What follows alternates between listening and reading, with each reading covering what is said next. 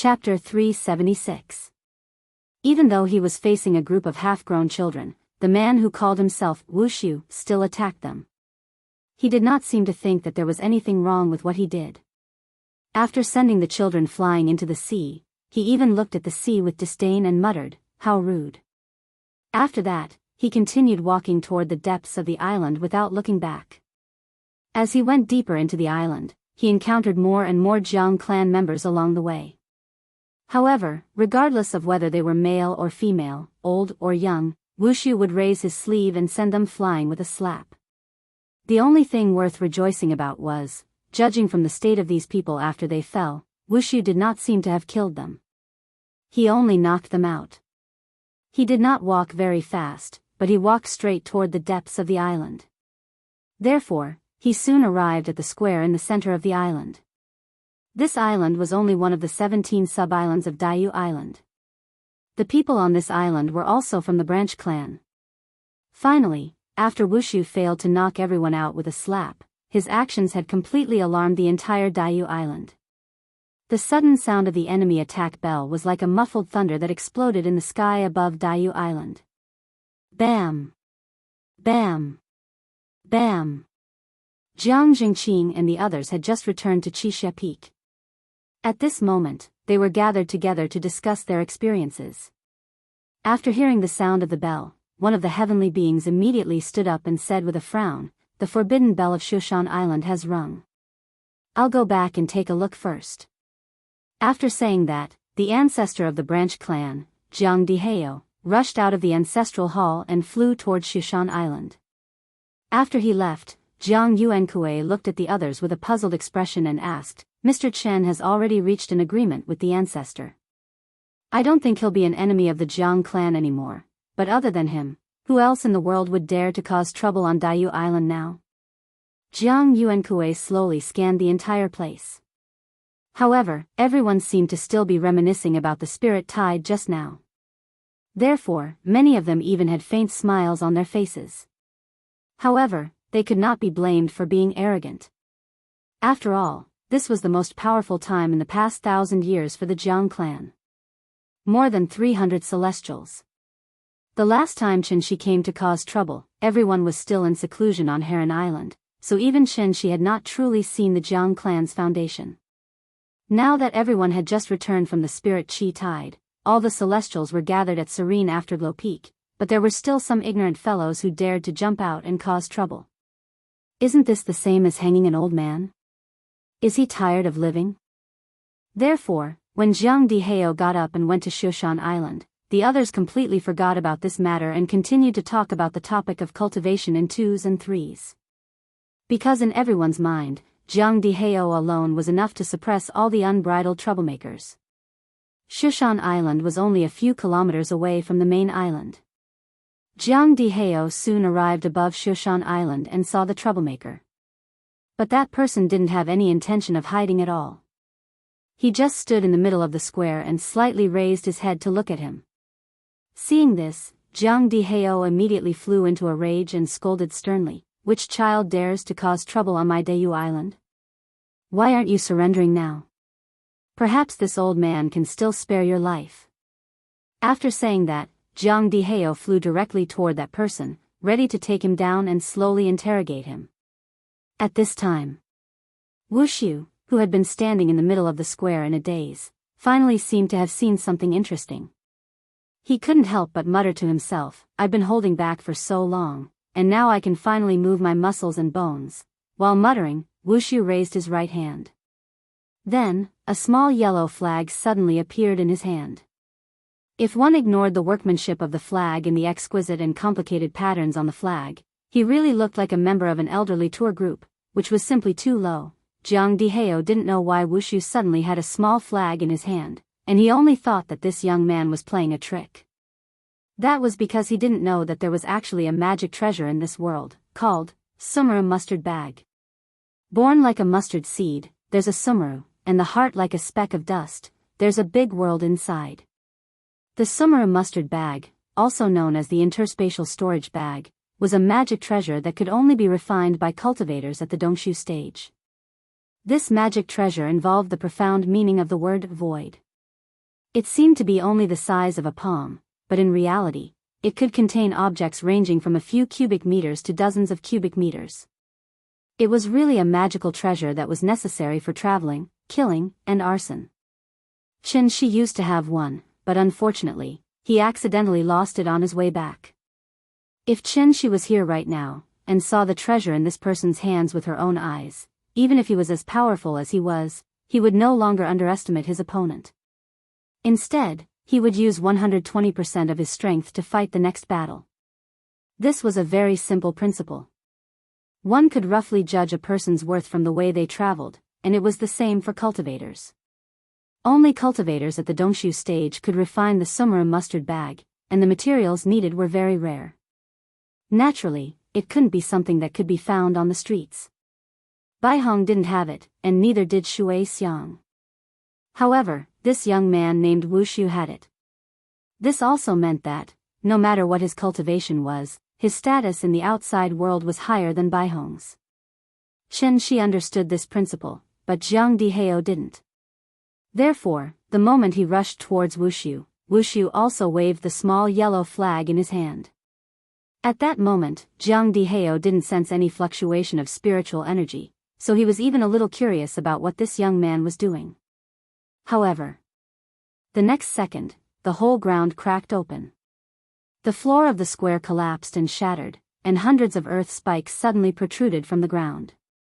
From afar, it looked like a hedgehog, and all the spikes on its body were aimed at Jiang Dihao in the air.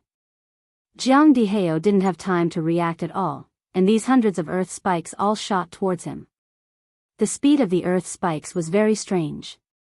Once they shot out, they covered the sky above the square. No! After a wail, Jiang Dihao's figure completely disappeared. The earth spikes turned into dust and leisurely sprinkled down, mixed with a particularly dazzling rain of blood. After the smoke and dust dispersed, this terrifying young man held the small flag, and then laughed and said to the Jiang clansman who rang the forbidden bell, "Ring it again, remember to ring it a little louder, or else I'm afraid they won't hear it." From beginning to end, his body didn't move at all. He just lightly waved the small flag in his hand, and with the power of the small flag, he instantly obliterated a celestial being. It was obvious that this small flag was also a magic treasure.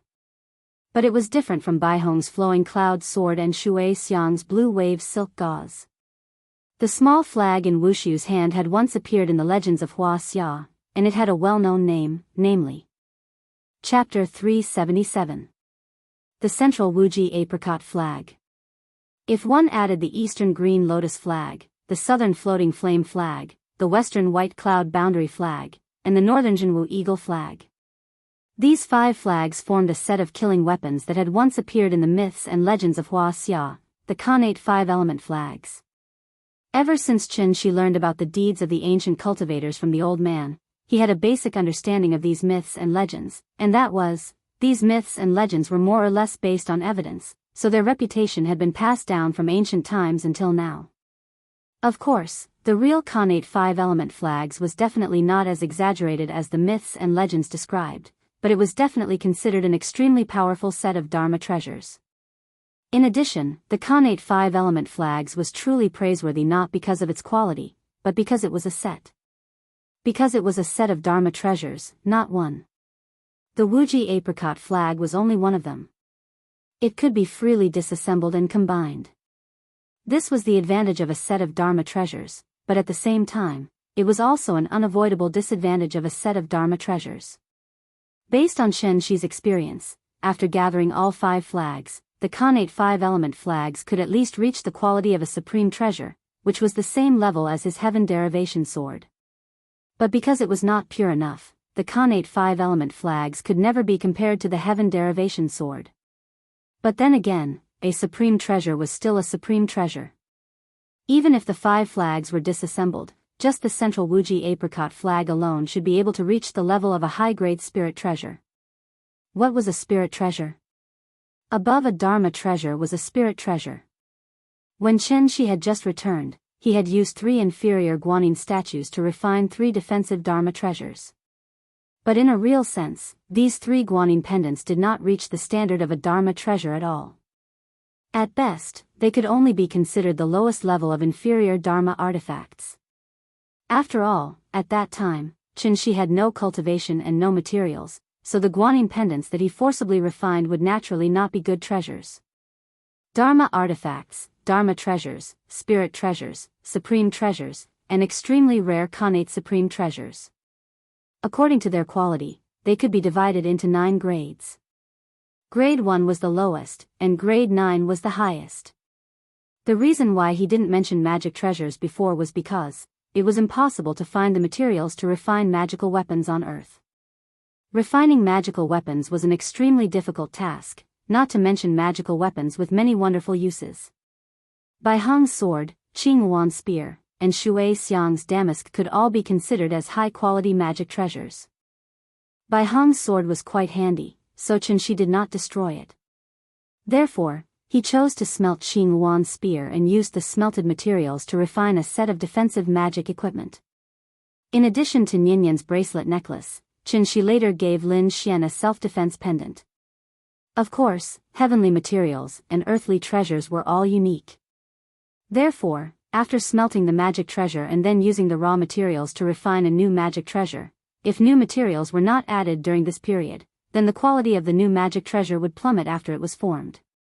For example, Qing Yuan's spear was originally grade 8, but after being smelted by Qin Shi, the new necklace could only barely reach grade 5.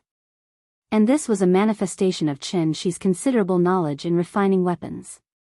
Magic treasures were like weapons in the hands of ordinary people. The better the weapon, the stronger the combat power. Even if a child picked up an AK, he could easily kill a group of unarmed adults. It was precisely because of this. From the moment Wushu took out the central Wuji apricot yellow flag, Daiyu Island was destined to be set off a bloody storm. Dong, dong, dong, dong. The rapid and loud forbidden bell rang through the sky again. This time, all the Jiang clan's people sitting in the ancestral hall were stunned. Jiang Diheo could not even handle such a small matter. Just now, the bell had only rung 9 times, which meant that someone had invaded and reinforcements were needed. But now, the bell rang like a storm, and it had rung a total of 36 times. This meant that the situation had deteriorated to the point where it was out of control, and the entire clan urgently needed to face it together. Let's go and take a look. This time, before Jiang Yuankui could say anything, Jiang Jingqing could not sit still anymore. After all, no matter what, he was still a member of the Jiang clan. No matter how much a family quarreled, behind closed doors, they were still a family. Now that the Jiang clan was being trampled on, how could Jiang Jingqing sit still and do nothing? After Jiang Jingqing rushed out of the ancestral hall, the rest of the people reacted and quickly followed behind him, flying straight toward Shushan Island. The Celestials were on patrol, hunting everywhere. Many of the Jiang clan's juniors were more or less trembling when they heard the forbidden bell ringing one after another. They were afraid that the enemy would suddenly appear in front of them. Thus, when they saw hundreds of their ancestors flying over the island, they immediately stood on the ground and cheered crazily as if they had been injected with chicken blood. This scene deeply demonstrated the meaning of the military parade. A clan or even a country would only feel excited and proud when they displayed their strength in front of the people. The dignity of Daiyu Island, it would not allow anyone to trample on it. Jiang Jingqing's speed was very fast, and he almost instantly arrived above Shushan Island. The young man was still standing in the same place, looking up at the sky. Only Jiang Diheo was nowhere to be seen. But how sharp was Jiang Jingqing's sense of smell? When he sensed that there was still a trace of blood in the air, Jiang Jingqing was about to explode in anger.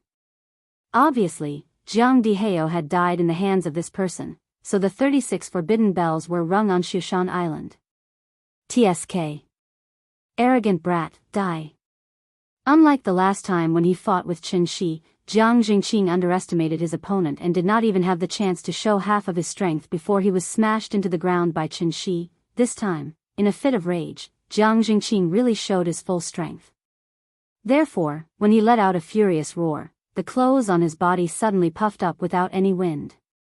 His head of black hair also swayed crazily, as if he was in the eye of the storm. Surging true core energy gathered in his palms, and Jiang Jingqing's hands suddenly became like two searchlights, exceptionally bright. Then, he slapped his palm toward the young man on the ground from afar. True 6 trigrams formula, mountain breaking all. A ray of golden energy suddenly shot out from his palm, as if it was the Buddha's palm. At this moment, Wushu, who had been standing on the ground, looked as if he had seen something new. He squinted his eyes slightly, and then waved the yellow flag in his hand. When the yellow flag was waved, the ground shook. 2 extremely thick mud pillars suddenly emerged from the ground, and then turned into 2 extremely thick arms. From bottom to top, they directly rushed toward Jiang Jingqing in the sky. Jiang Jingqing did not expect this young man's cultivation level to be so high. The mountain breaking all that he had used all his strength only shattered a corner of the mud pillars, and did not even slow down the opponent's attack.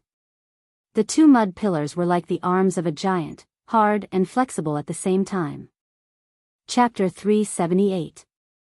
It was hard to describe what it was like. It was just a pile of soil mixed with sand and stones, but it was like a living creature that could move freely and pounce on its prey. Jiang Jingqing was obviously playing the role of the prey. The mud pillars emerged from the ground and shot into the sky like poisonous snakes pouncing on their prey. They were incredibly fast. The strength of the mud pillars surprised Jiang Jingqing. While he was in a daze, the mud pillars had already reached him. After Jiang Jingqing reacted, he immediately retreated into the sky. But the scary thing was, the speed at which the 2 mud pillars rose was even faster than his flying speed. In a flash, the mud pillars had caught up with Jiang Jingqing. After all, this was already the second time he had been chased to the point of fleeing in such a sorry state. Jiang Jingqing could not help but feel angry when he thought of all the things that had happened to him after his breakthrough. He was a heavenly being after all. It was fine when he faced Mr. Chen's flying immortal sword. But now, he was being chased all over the sky by 2 mud pillars. Did they really think that he was a heavenly being and a paper tiger? Jiang Jingqing decided not to dodge anymore. He was ready to take the attack head-on. In an instant, Jiang Jingqing was like a god descending to earth. The golden light around him shone brightly, almost illuminating half of Shushan Island. 6 trigram calming mind, concealment of spirit and qi. The moment the protective shield appeared, 2 mud pillars, one on the left and one on the right, smashed into Jiang Jingqing's body, bang. A loud noise reverberated in the sky above Diyu Island. The surging true core dispersed in all directions due to the violent collision, causing a strong gust of wind to blow across Shushan Island. Wushu stood calmly on the ground and looked up at the situation from afar. He could not help but smile faintly. They were too weak. He did not even need to do anything. The power of the Wuji apricot yellow flag alone was enough to massacre the entire Diyu Island. Wushu thought about whether he should speed up as he turned to look at the heavenly beings of the Jiang clan. But just as he was about to wave the apricot yellow flag again, Jiang Jingqing's slightly hurried roar suddenly rang out. This kid's Dharma treasure is too powerful. Retreat, retreat, retreat. It wasn't difficult to discern that his voice clearly carried a trace of shock and terror. Obviously, he was terrified by the might of the Wuji apricot yellow flag. Jiang Jingqing had quite a bit of prestige in the clan. After hearing his incessantly trembling shout, the Jiang clan's celestials naturally did not dare to rashly advance. They could only hurriedly retreat several miles. At this time, Jiang Jingqing turned into a stream of light and flew out of the square, rushing back to the crowd. If it wasn't for the ancestor bestowing me with a protective magic treasure a few days ago, I'm afraid I would have been dead by now. After Jiang Jingqing safely returned to Jiang Yuankui's side, he panted heavily and said to Jiang Yuankui. As he spoke, Jiang Jingqing even passed a jade pendant to Jiang Yuankui. This jade pendant was a protective magic treasure passed down from ancient times. If Jiang Yan hadn't been the first to break through to the celestial being realm, the old ancestor Jiang Yan wouldn't have given him this jade pendant. But now, he hadn't even warmed up the jade pendant when 4 or 5 extremely clear cracks appeared on it. Clearly, it was on the verge of breaking apart. The might of a single attack was actually so terrifying. At this time, if Jiang Yuankue still didn't understand the seriousness of the matter, then he would truly be the clan chief for nothing. Therefore, after exchanging a glance with Jiang Jingqing, Jiang Yuankue abruptly raised his right hand and shouted, "The enemy is here. Everyone, please form the Yin-Yang 6 directions formation with me." After saying that, the Jiang clan celestials immediately formed groups of 6 and surrounded Shushan Island Square in all directions. Over 300 celestials. How magnificent of a scene would that be? But Wushu acted as if he was watching a monkey show. Even though he was surrounded, there was still a faint smile on his face. When the golden light of the serene afterglow peak soared into the clouds and the heavenly stars formation was completely activated, Wushu slowly flew into the air under the gazes of the crowd. At this moment, the entire crowd was silent. Jiang Yuankue did not say anything. While everyone was waiting in formation, they were also silently examining the mysterious young man in front of them. Finally, Wushu was the first to speak, breaking the silence. "I am the Divine General of Tiandu, Wushu. Under the orders of Yuhuan Tianzuan, I have specially come to condemn you all." No one answered him.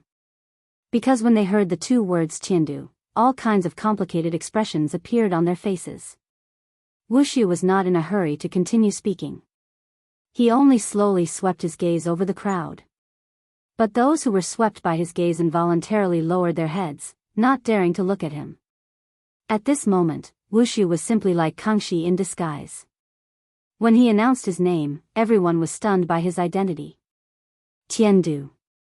For the Jiang clan's clansmen, that was a distant place, a place that they yearned for day and night. But now, under the lead of their ancestor, they took the initiative to go against Tiandu. Wasn't this a rebellion? You are merely descendants of sinners, but the divine ancestor thought of the bitter cold of the lower realm, so he spared you all and allowed you to ascend to the upper realm. In the blink of an eye, the divine ancestor has already passed away. You all do not know how to cherish the divine ancestor's kindness. Instead, you all think of ways to destroy the foundations of the divine ancestor and prevent the divine ancestor from opening. This crime is unforgivable. When Wushu was alone, he would always talk nonsense like a crazy person. That was why their teacher always said that he would not grow up and was far from Baihong. But when he was serious, his body would erupt with a powerful aura that was enough to suffocate people. He just silently floated in the air. Every word he said was like a heavy hammer, smashing into everyone's chest. Everyone lowered their heads in silence. They were all waiting for their ancestor to speak, but for some reason, their ancestor did not do anything today. Only Jiang Jingqing, after taking a deep look at the jade pendant in his hand, he spat at Wusu angrily. Then, he scolded sternly, "Bah! Arrogant brat! After calling us sinners every time you open your mouth, dare I ask what our Jiang clan has done wrong?" Hearing this, Wushu chuckled. Just as he was about to reply, Jiang Jingqing continued, "Don't talk to me about the upper and lower realms. I have seen all the changes in the world. In the past, when Tiandu was strong, the Jiang clan could only become sinners and be trapped in this bitter cold. Didn't you all look down on the lower realm? Why are you here today? I think you know that too. Things are different now. Jinling's jade tree is famous, Qinhuai's waterside pavilion blooms early, but who knew that it would disappear so easily? I saw him build a vermilion tower, I saw him host guests, and I saw him collapse. I think you all are grasshoppers after autumn, you won't be able to jump around for long." Hearing this, the smile on Wusu's face disappeared.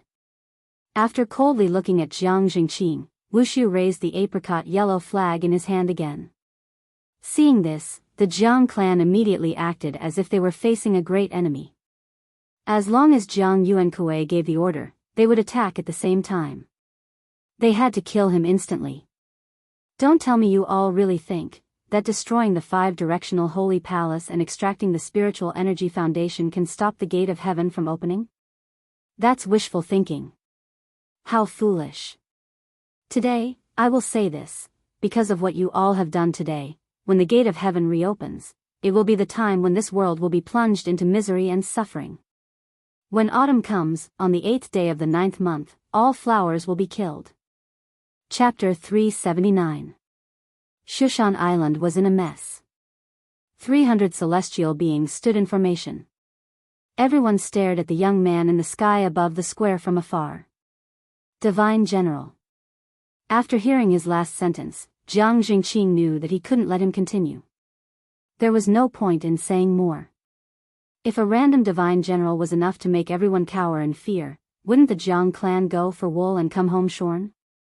Therefore, Jiang Jingqing hesitated for a while. Then, a fierce look flashed across his face. He walked past Jiang Yuankui and ordered everyone, formation. In that instant, the mountains rumbled, the valleys responded, and the wind blew.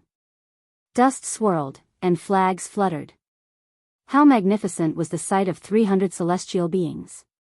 No matter how arrogant Wushu was, facing such a large number of enemies, he had to be on full alert. For the first time, his body showed signs of true yuan fluctuation. Attack! Jiang Jingqing didn't give Wushu too much time to prepare. After giving the order, he ordered everyone to attack with all their might. The surging Jin yuan gushed toward Wushu like a torrential flood. Seeing this, Wushu did not have any intention of running away. Because at this moment, he was the Divine General of Tiandu. He represented Tiandu to punish the sinners. If he ran away, where would Tiandu's face be? He could not back down from this battle. Come on, let me take a look. What gave you the courage to go against Tiandu? Wushu was so angry that his hair and beard fluttered. He roared into the sky. The yellow flag in his hand was like a balloon. It expanded at a speed visible to the naked eye. At the same time, he quickly took out a pill from his sumra mustard seed bag and stuffed it into his mouth. Xianyang snow-melting pill. This pill was a 9th grade spirit pill. Its effect was that when a cultivator burned their essence blood, the effect of the essence blood would be greatly enhanced. This would allow the cultivator to explode with power far greater than before. The 9th grade central Wuji apricot yellow flag in one hand and the 9th grade Xianyang snow-melting pill in the other. Wushu's combat power was not inferior to Qin Shi's. Therefore, just as the Jiang clan's attack was about to arrive, the yellow flag in Wushu's hand exploded with a dazzling yellow light. The light was so bright that it almost dyed the entire sky. The 5 direction flags, Earth is supreme. Heaven Empress Earth, Heaven Empress, Heaven pure will not fail. With a wave of the flag, the entire earth trembled.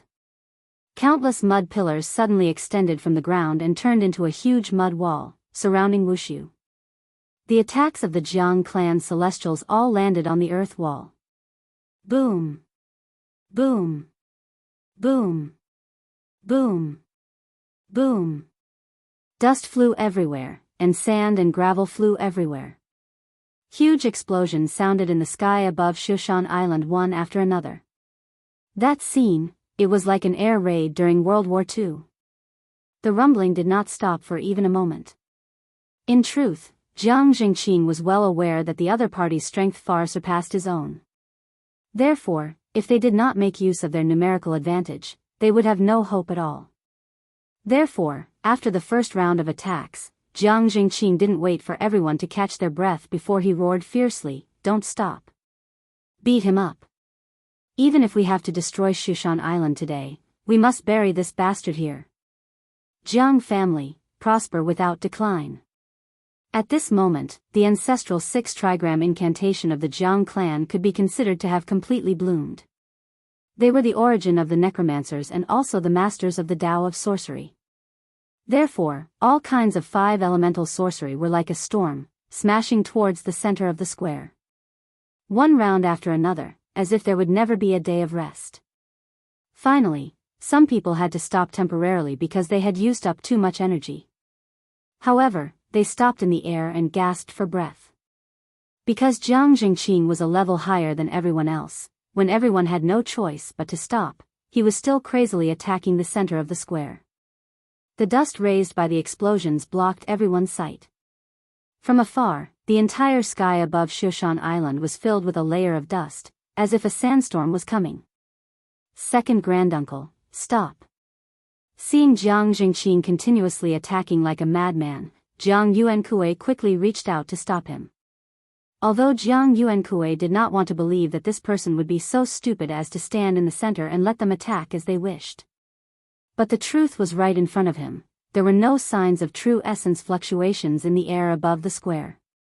However, out of caution, Jiang Yuankui did not immediately go forward to check the situation. Instead, he continued to wait patiently outside.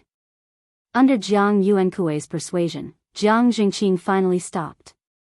However, after he took 2 deep breaths, he frowned and said with a serious face, "Yuankui, I think something is wrong," as expected. Before Jiang Jingqing finished speaking, a burst of bright light suddenly exploded in the center of the square. Immediately after, Wu Shu's voice was heard again. "You guys, is that all you've got?" Suddenly, a gust of wind came from nowhere. After the smoke dissipated, Wu Shu's figure appeared in front of everyone's eyes again. "Could it be that you guys have been in the lower realm for too long, so you don't even know how to fight? If that's the case, why don't you just bind yourselves and ask me to be lenient?" If Wu Shu was a fully armed modern special force, then the Jiang family was simply a primitive warrior who only knew how to rely on brute force to fight. After all, it was because the earth had been desolate for too long that civilization had degenerated to a primitive society.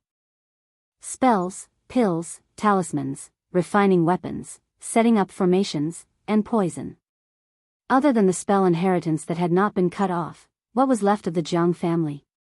It could be said that this was a war between a modern civilization and a primitive society. In fact, the Wuji apricot yellow flag was not a killing magic treasure at all. Instead, it was mainly used for defense like Shui Xiang's silk satin. Therefore, when the Jiang family attacked, Wu Shu only needed to hide under the protection of the Wuji apricot yellow flag. If the enemy advances, I will retreat. If the enemy stays, I will disturb. If the enemy is tired, I will attack. If the enemy retreats, I will chase. The 16 words formula for guerrilla warfare, even in the immortal cultivation world, was an absolutely correct tactic. Unfortunately, there was no one in the entire Jiang family who knew about magic treasures, so everyone could only waste their energy. Therefore, it was time for Wu Shu to show his power. He waved the Wuji apricot yellow flag in his hand, and 4 giant natives made of mud suddenly emerged from the ground, then attacked the Jiang family members in all directions. With the natives holding back, Wu Shu completely transformed into a war god, holding the apricot yellow flag and rushing towards Jiang Jingqing's direction. To catch bandits, first catch the leader. Seeing Wu Shu's aggressive momentum, Jiang Jingqing and Jiang Yuankui could not help but be shocked. Even if they were at their peak, they would not be able to fight against Wu Shu. Now that they had lost more than half of their strength, how would they dare to fight Wu Shu head-on? Without even needing to communicate, the two flew in different directions, preparing to temporarily avoid the attack. Seeing this, Wu Shu could not help but laugh. "Run? Where do you run to?" As his voice fell, Wu Shu waved the apricot yellow flag in his hand, and directly sent out 2 waves of true origin towards the back of the 2.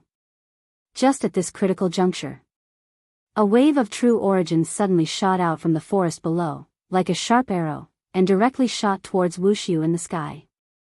Jiang Jingqing felt something strange behind him.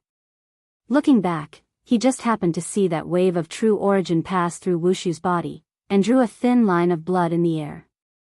Jiang Jingqing widened his eyes, and only felt that his mind was blank. Chapter 380. The old ancestor came? Once those words were said, everyone seemed to have been injected with chicken blood. A trace of indescribable excitement immediately appeared on their faces. After all, the old ancestor Jiang Yan was the current spiritual totem of the Jiang clan. Now that the Jiang clan raised the flag and wanted to become enemies with Tiandu, everyone was fighting fiercely. Only the old ancestor was nowhere to be seen, so it was inevitable that everyone would have doubts in their hearts. They could clearly choose to ascend to the higher realms, so why did they have to go against Tiandu? What was the reason? In reality, everyone knew very well why the old ancestor did this. But as long as the old ancestor did not appear, this question would always linger like a nightmare, forever shrouding everyone's heart. The most frightening thing in a battle was to lose morale. Luckily, the old ancestor finally appeared. The spiritual totem was erected again, and everyone's heart was filled with an extremely strong fighting spirit, causing the slightly dispirited morale to instantly soar to the peak. The majestic Jiang clan, flourishing without decline. The giant natives summoned by Wushu had no life to begin with, and each one of them had to face the encirclement of dozens of celestials. Thus, under the continuous encirclement of everyone, the natives could only collapse one by one, turning into a pile of rubble and mud that fell to the ground again. Then, the celestials of the Jiang clan who had freed up their hands immediately turned towards Wushu's direction, firmly surrounding him in the center. Back to Wushu's side. As one of the best 1,000-year-old Go in Shenxi's heart, Jiang Yan was indeed very patient. He already knew everything that happened on the island, but he still did not immediately stand out to lead everyone to besiege Wushu. Instead, he allowed everyone to suffer a huge loss at Wushu's hands. He was Go, and also waiting. Just waiting for the moment Wushu let down his guard, and then launching a fatal attack. For a smart person, 10,000 meaningless attacks were clearly not as effective as a single fatal attack. Just in terms of cultivation, Jiang Yan, who had lived for over 1,000 years, was clearly stronger than Wushu. Thus, when he steeled his heart to launch a sneak attack, even with the protection of the Wuji apricot yellow flag, Wushu was still unable to completely dodge the attack. But fortunately, Wusu reacted very quickly. Furthermore, his clothes were defensive magic treasures. Therefore, the killing move that Jiang Yan had been holding back for a long time only managed to cut off a piece of flesh from his waist. Immortal cultivators did have the ability to regenerate broken limbs. But this takes time to recover slowly. It is impossible to be like Wolverine and Deadpool, whose bodies were clearly chopped into minced meat, but it didn't take long for them to return to their original appearance. That was unscientific. For immortal cultivators, the body was merely a vessel, while the soul was the absolute core. However, once they lost the protection of the vessel, their divine soul would gradually weaken until it completely disappeared from the world. Therefore, for high-level immortal cultivators, the physical body was also an extremely important part of them. It was absolutely impossible for them to abandon it easily. This was the first time Wushu had suffered such a serious injury. Wushu lowered his head and looked at the wound on his waist. His face was as cold as a poker card. He silently took out a healing pill from his summer mustard seed bag and swallowed it. Then, he turned his gaze to the forest below. Subsequently, a figure slowly flew into the air under Wushu's gaze. Jiang Yuankue took a closer look. After seeing the person's appearance, he couldn't help but exclaim, "Fengyan? Why are you here?" Because of the previous act of snatching the Adumbra flower, Jiang Fengyan had been punished by the old ancestor to meditate in the dry pool, so Jiang Yuankue didn't expect to see his son here. However, Jiang Jingqing immediately figured out the reason, so he immediately cupped his hands and saluted. Jingqing greets the old ancestor. After hearing this, Jiang Yuankue was stunned on the spot. At this time, he finally reacted, "Jiang Yan, Jiang Fengyan."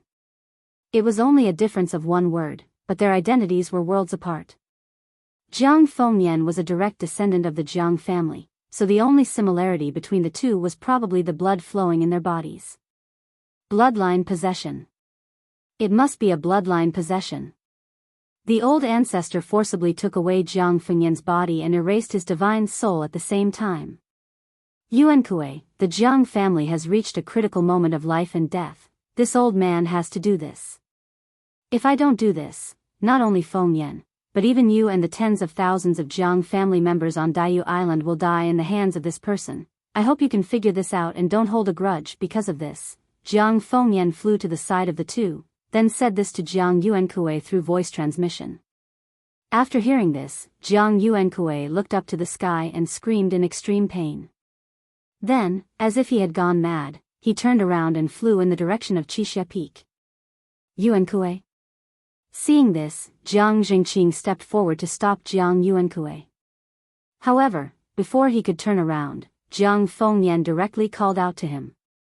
"Jingqing, the enemy is right in front of us, don't be distracted. After this matter, I will explain to him.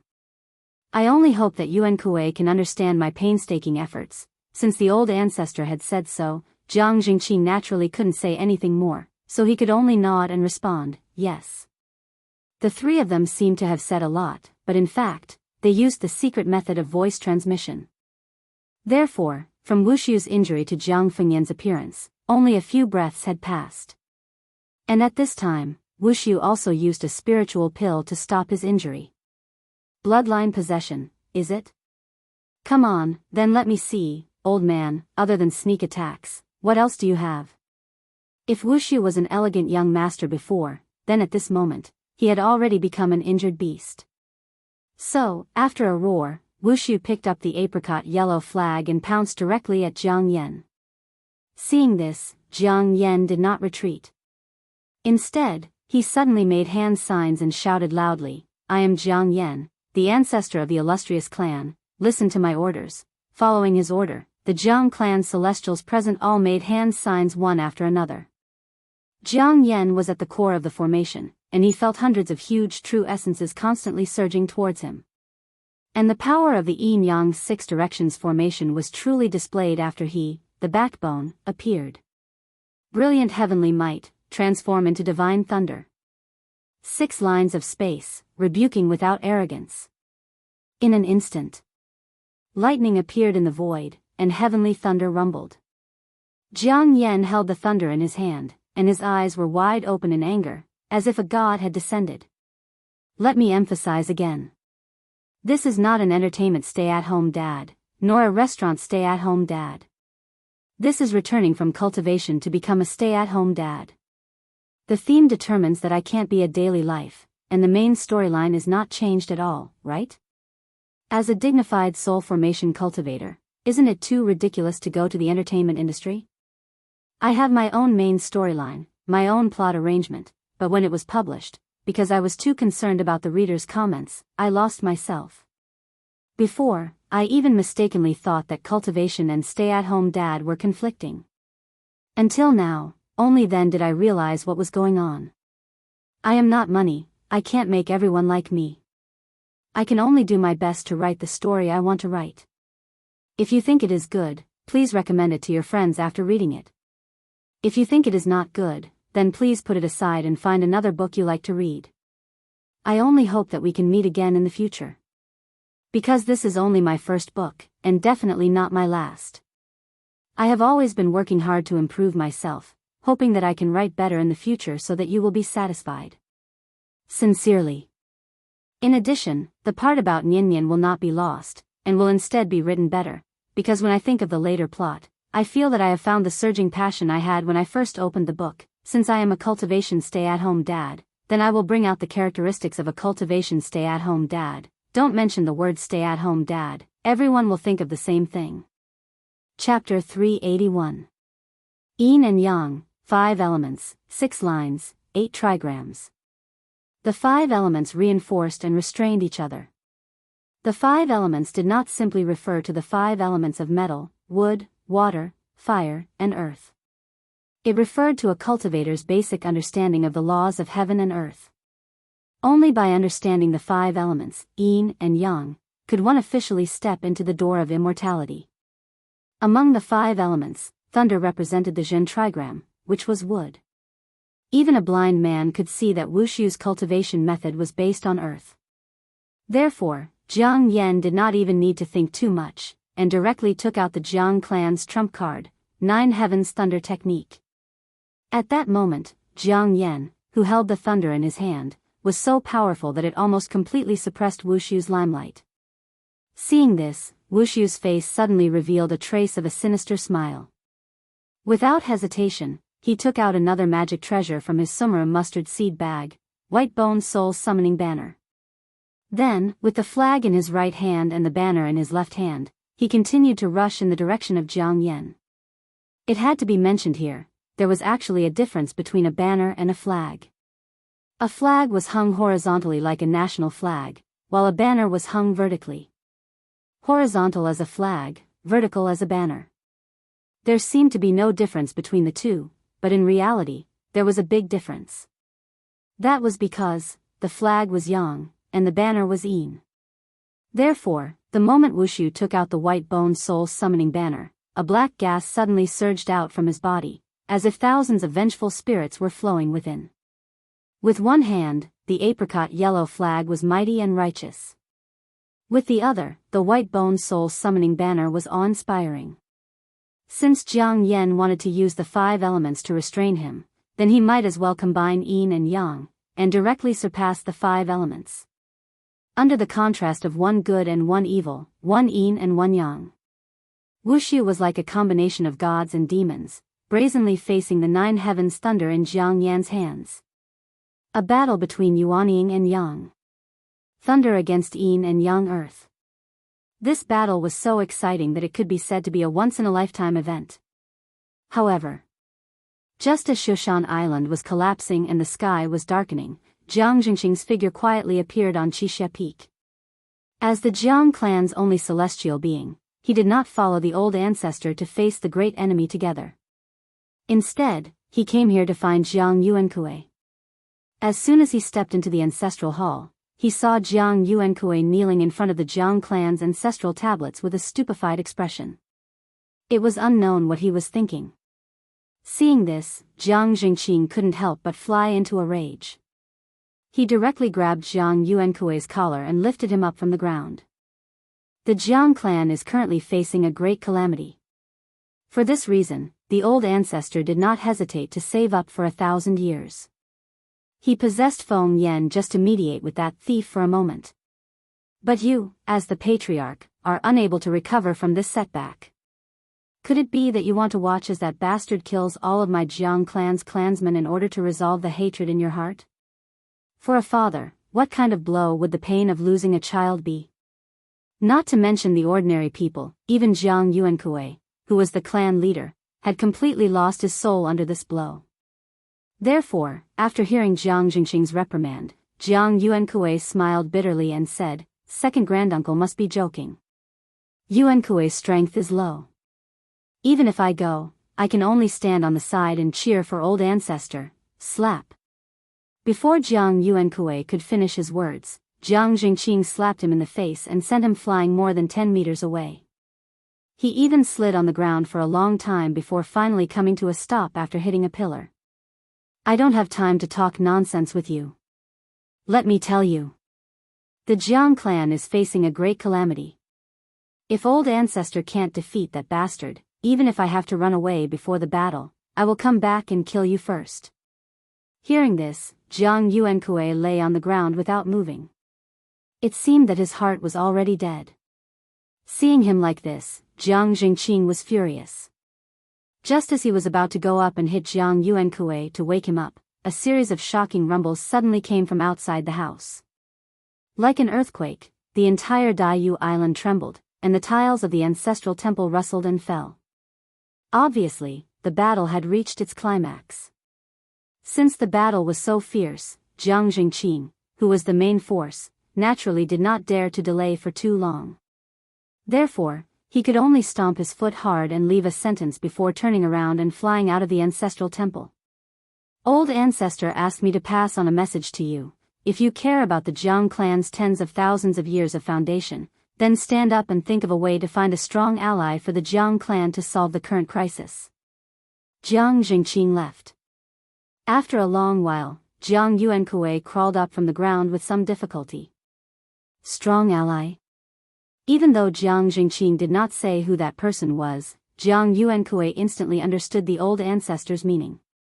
However, he did not act immediately. Instead, he stood where he was and seriously thought about it. In fact, Jiang Yuankui had been very clear-headed the whole time. And because he was clear-headed, he had always had a question in his heart. Everything that was happening now, was it all part of the old ancestor's plan? Perhaps the possession of Feng Yan was also part of it? This was a very scary guess, and it made Jiang Yuankui shudder. He could not be sure. He could not be sure. That was because, after all, the blood of the Jiang clan still flowed in his body. Jiang Yuankui hesitated for a while with a complicated expression. In the end, he still could not cut off the fetters that originated from the depths of his bloodline. He turned around and walked toward the back of the ancestral temple. From the perspective of communication technology, modern technology had indeed surpassed immortal cultivation techniques. Jiang Yuankui was only a diviner. Therefore, if he wanted to instantly contact Qin Shi on the other side of the world, other than a phone call, Jiang Yuankui really could not think of any other way. Fortunately, Qin Shi had left his phone number before. Otherwise, Jiang Yuankui really would not be able to call the heavens or the earth. When the phone rang, Qin Shi was busy in the courtyard counting the medicinal ingredients. He was preparing to officially start refining medicine at night after Nyan fell asleep. Hello? Who is this?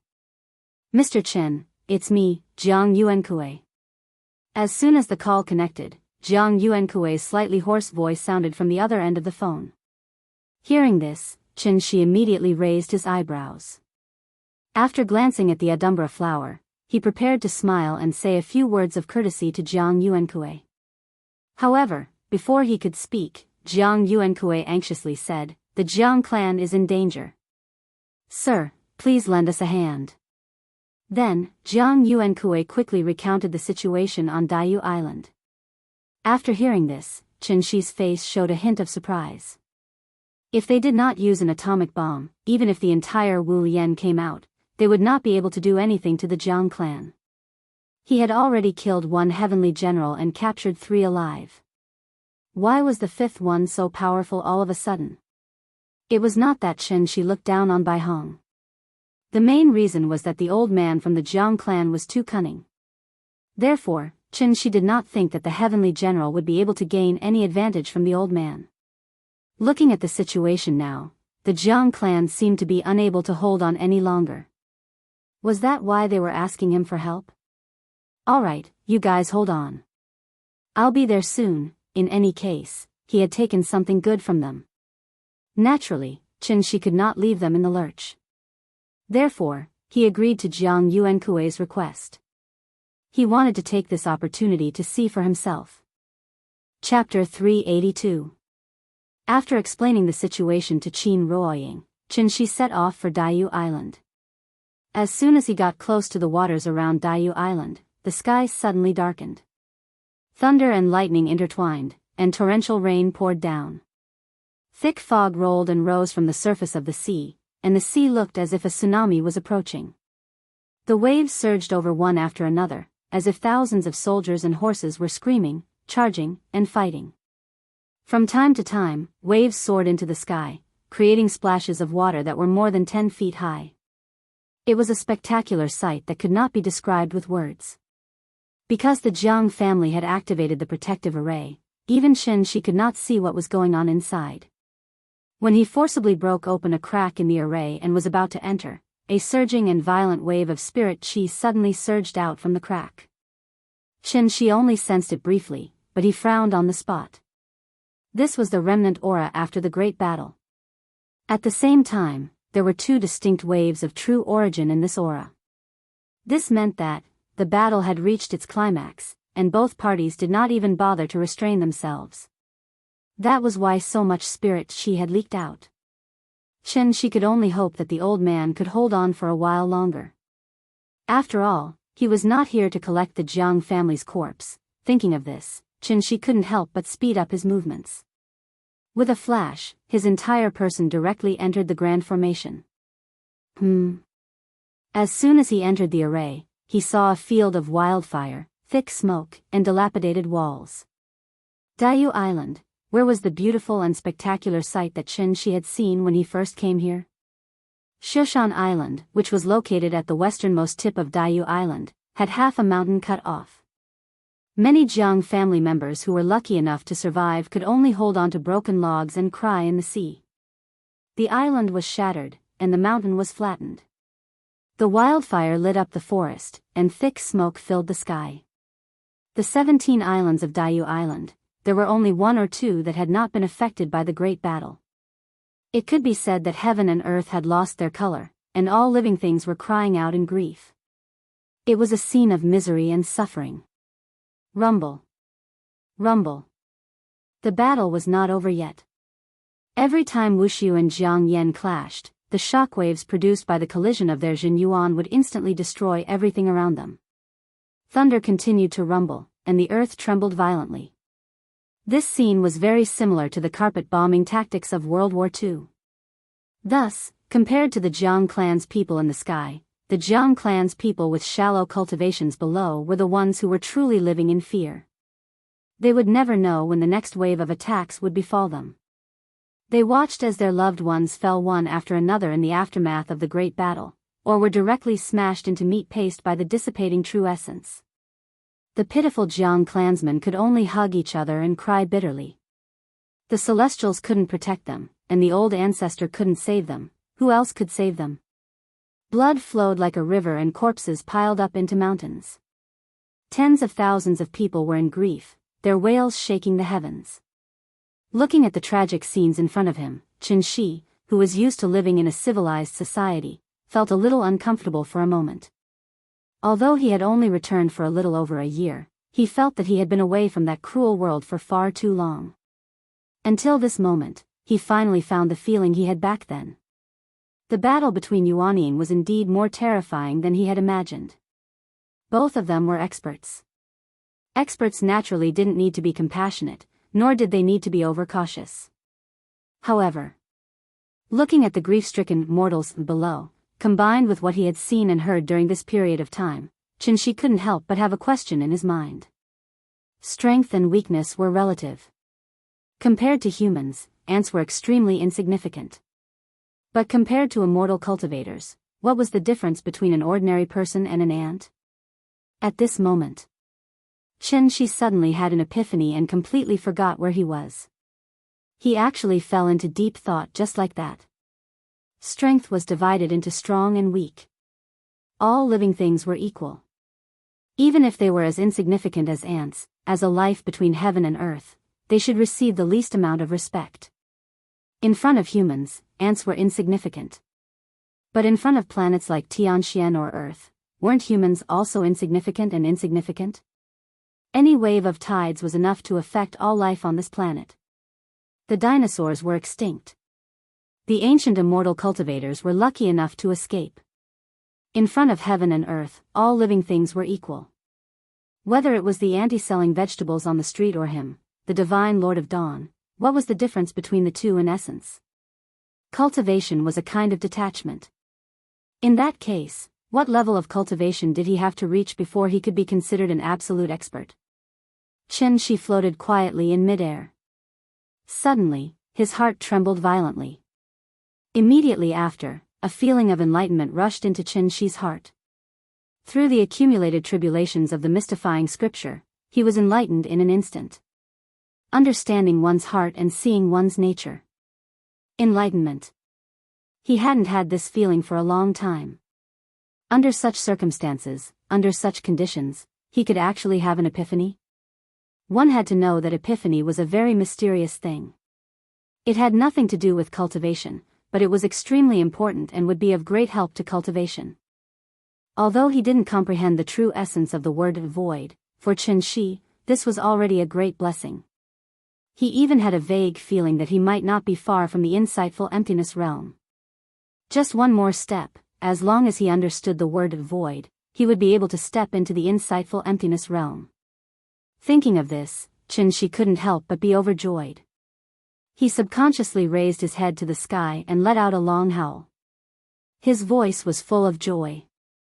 But this joy was obviously somewhat out of place with the atmosphere on Daiyu Island. Wuxiu and Jiang Yan's 5 senses were very sharp.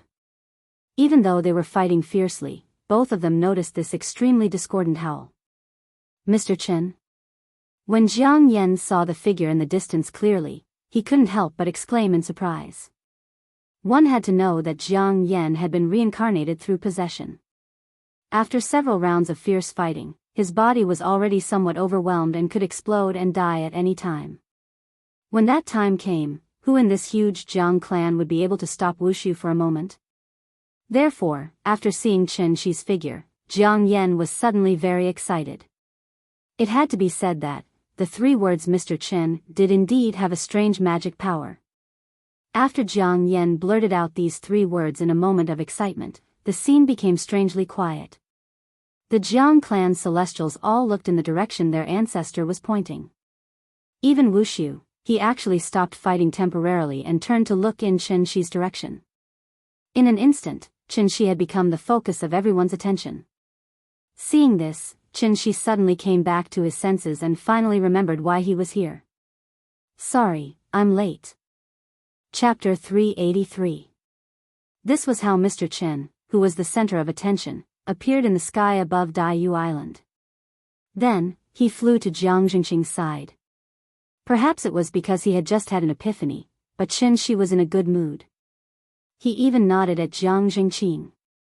Seeing this, Jiang Jingqing smiled bitterly and shook his head. Mr. Chen was in a good mood. The mood of this group of people was very heavy. Hey, where's your ancestor? Is he okay? After all, Chen Shi owed him a favor. Naturally, he had to express his gratitude. But he looked left and right, but did not see Jiang Yan's figure, which was why he asked this question. I'm here. Mr. Meng, I'm very happy that you're concerned about me. Hearing this, Jiang Yan forced a smile and responded. At this time, Chen Shi finally noticed the young man beside him. If he remembered correctly, this young man was the one who wanted to take the Adumbra flower away from him. Wait a minute, this kid was not even a diviner, right? How did he become so powerful after not seeing him for a few days? Feeling the surge of true origin in Jiang Yan's body, even Chen Shi could not help but be stunned for a moment. Immediately after that, he seemed to have suddenly thought of something. He could not help but ask tentatively, bloodline possession? You're very knowledgeable, Mr. Meng. Hearing this, Jiang Yan nodded straightforwardly, confirming his guess. The so-called bloodline possession was actually a taboo technique. It went against the rules, so it was not tolerated by the world. A very simple example could be given. If a grandfather took away his grandson's body, how should the father address his son? Should he address his son's body as his father?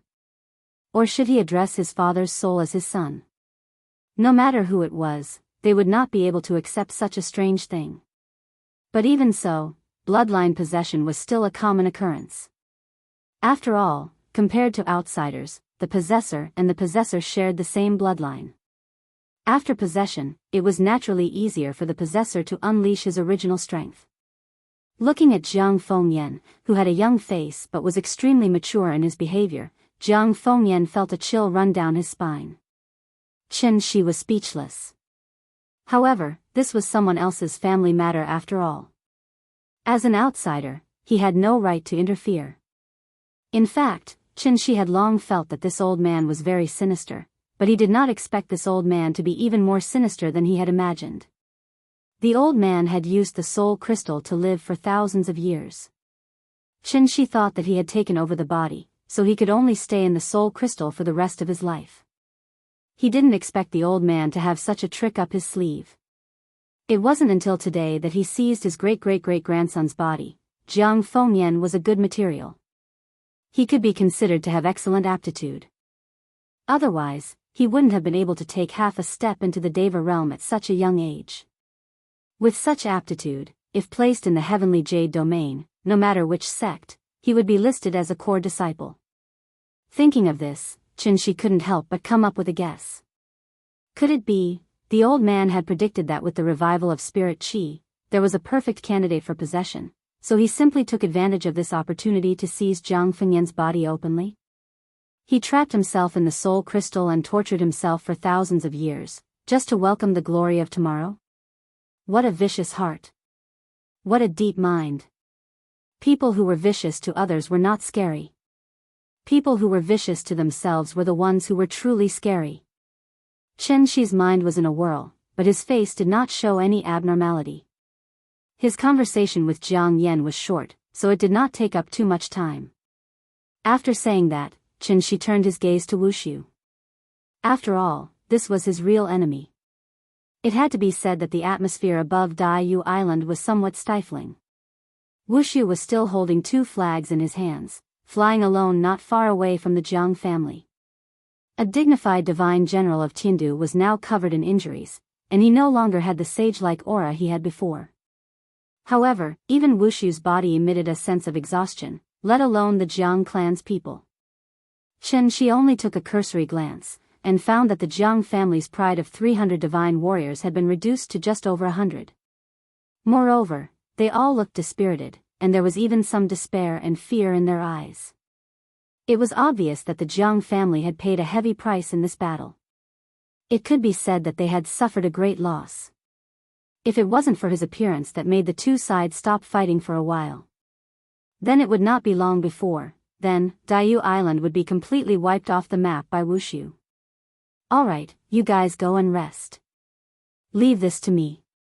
Chen Shi twisted his neck, and after saying that, he directly flew forward a short distance, leaving himself to face Wushu alone. This action clearly showed his attitude. Swap. From now on, Wushu's enemy was no longer the Jiang family, but him, Chen Shi, Mr. Chen. Actually, Chen Shi's idea was very simple. No matter what secrets were hidden, when the spirit energy tide appeared, Ying would feel dizzy and sick. It was also because Ying would feel dizzy and sick that he had to avoid this situation. How could he avoid it? Wasn't it just to disperse the spirit energy tide?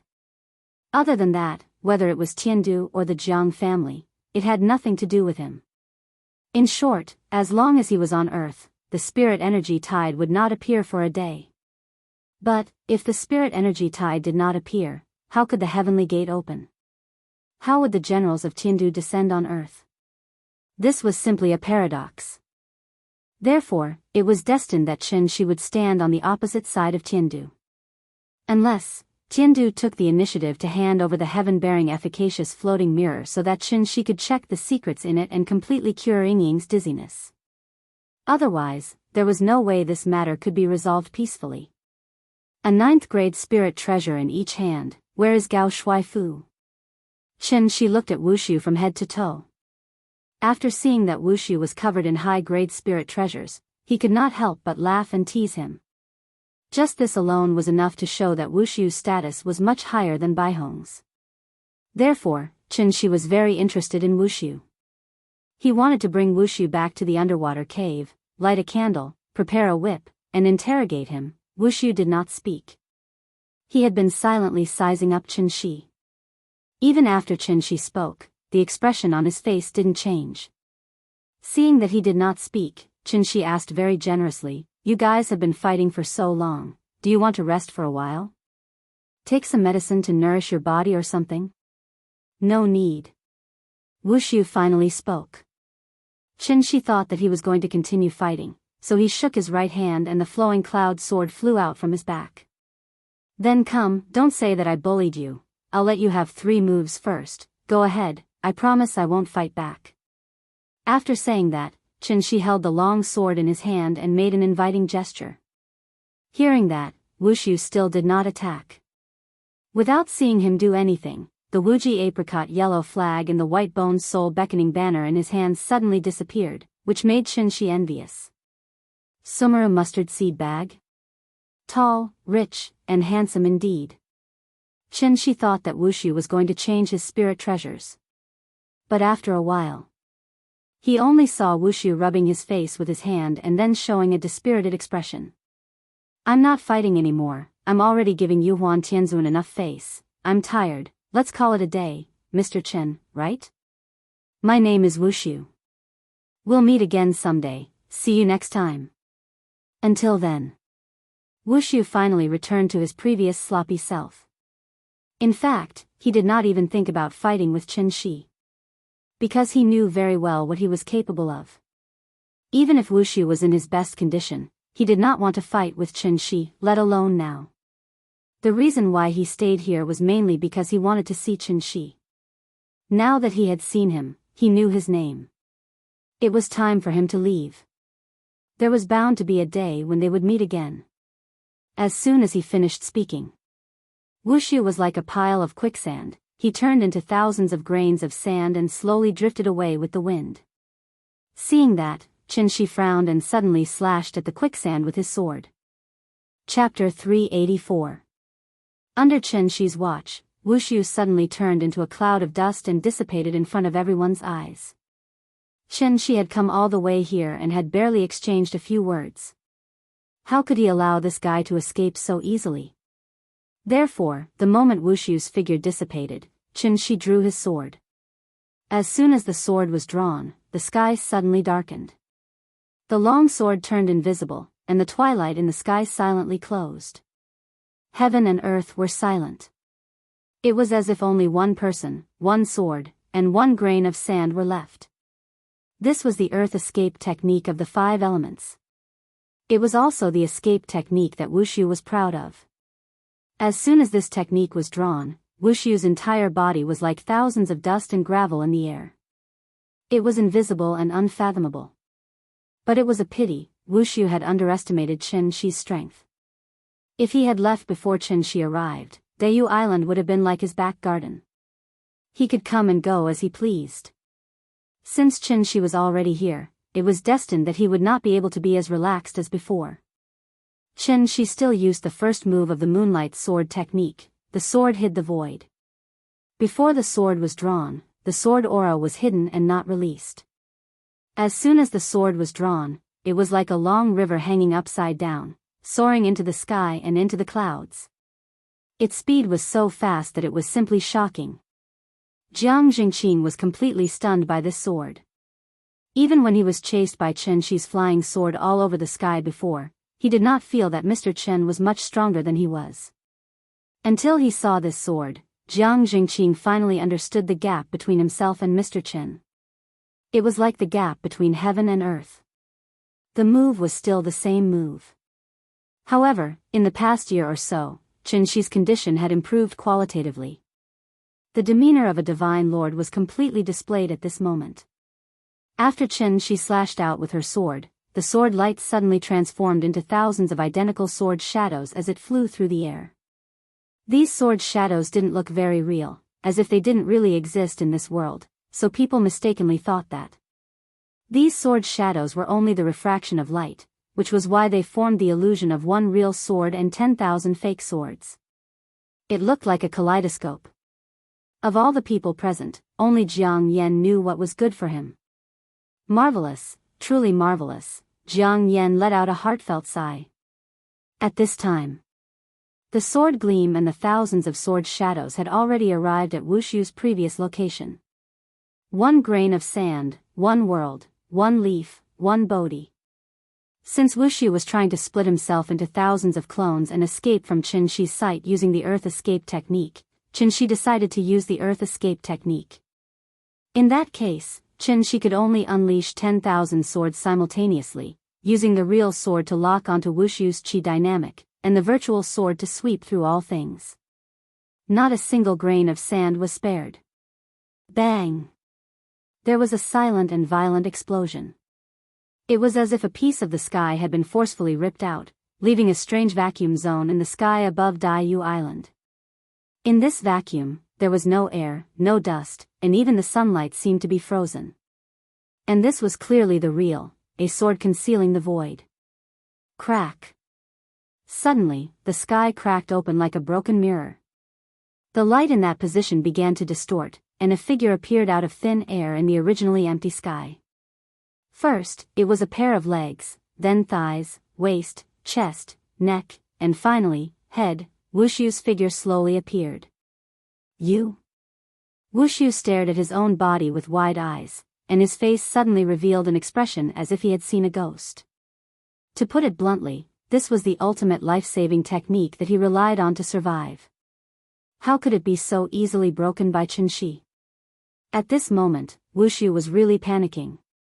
It's still so early, my daughter hasn't even finished school, why are you in such a hurry? After twirling his sword around, Chen Shi said to him with a smile. Wushu was silent. After taking a deep look at Chen Shi, he said with a solemn expression, Impossible, it's impossible for someone like you to appear in the lower realm.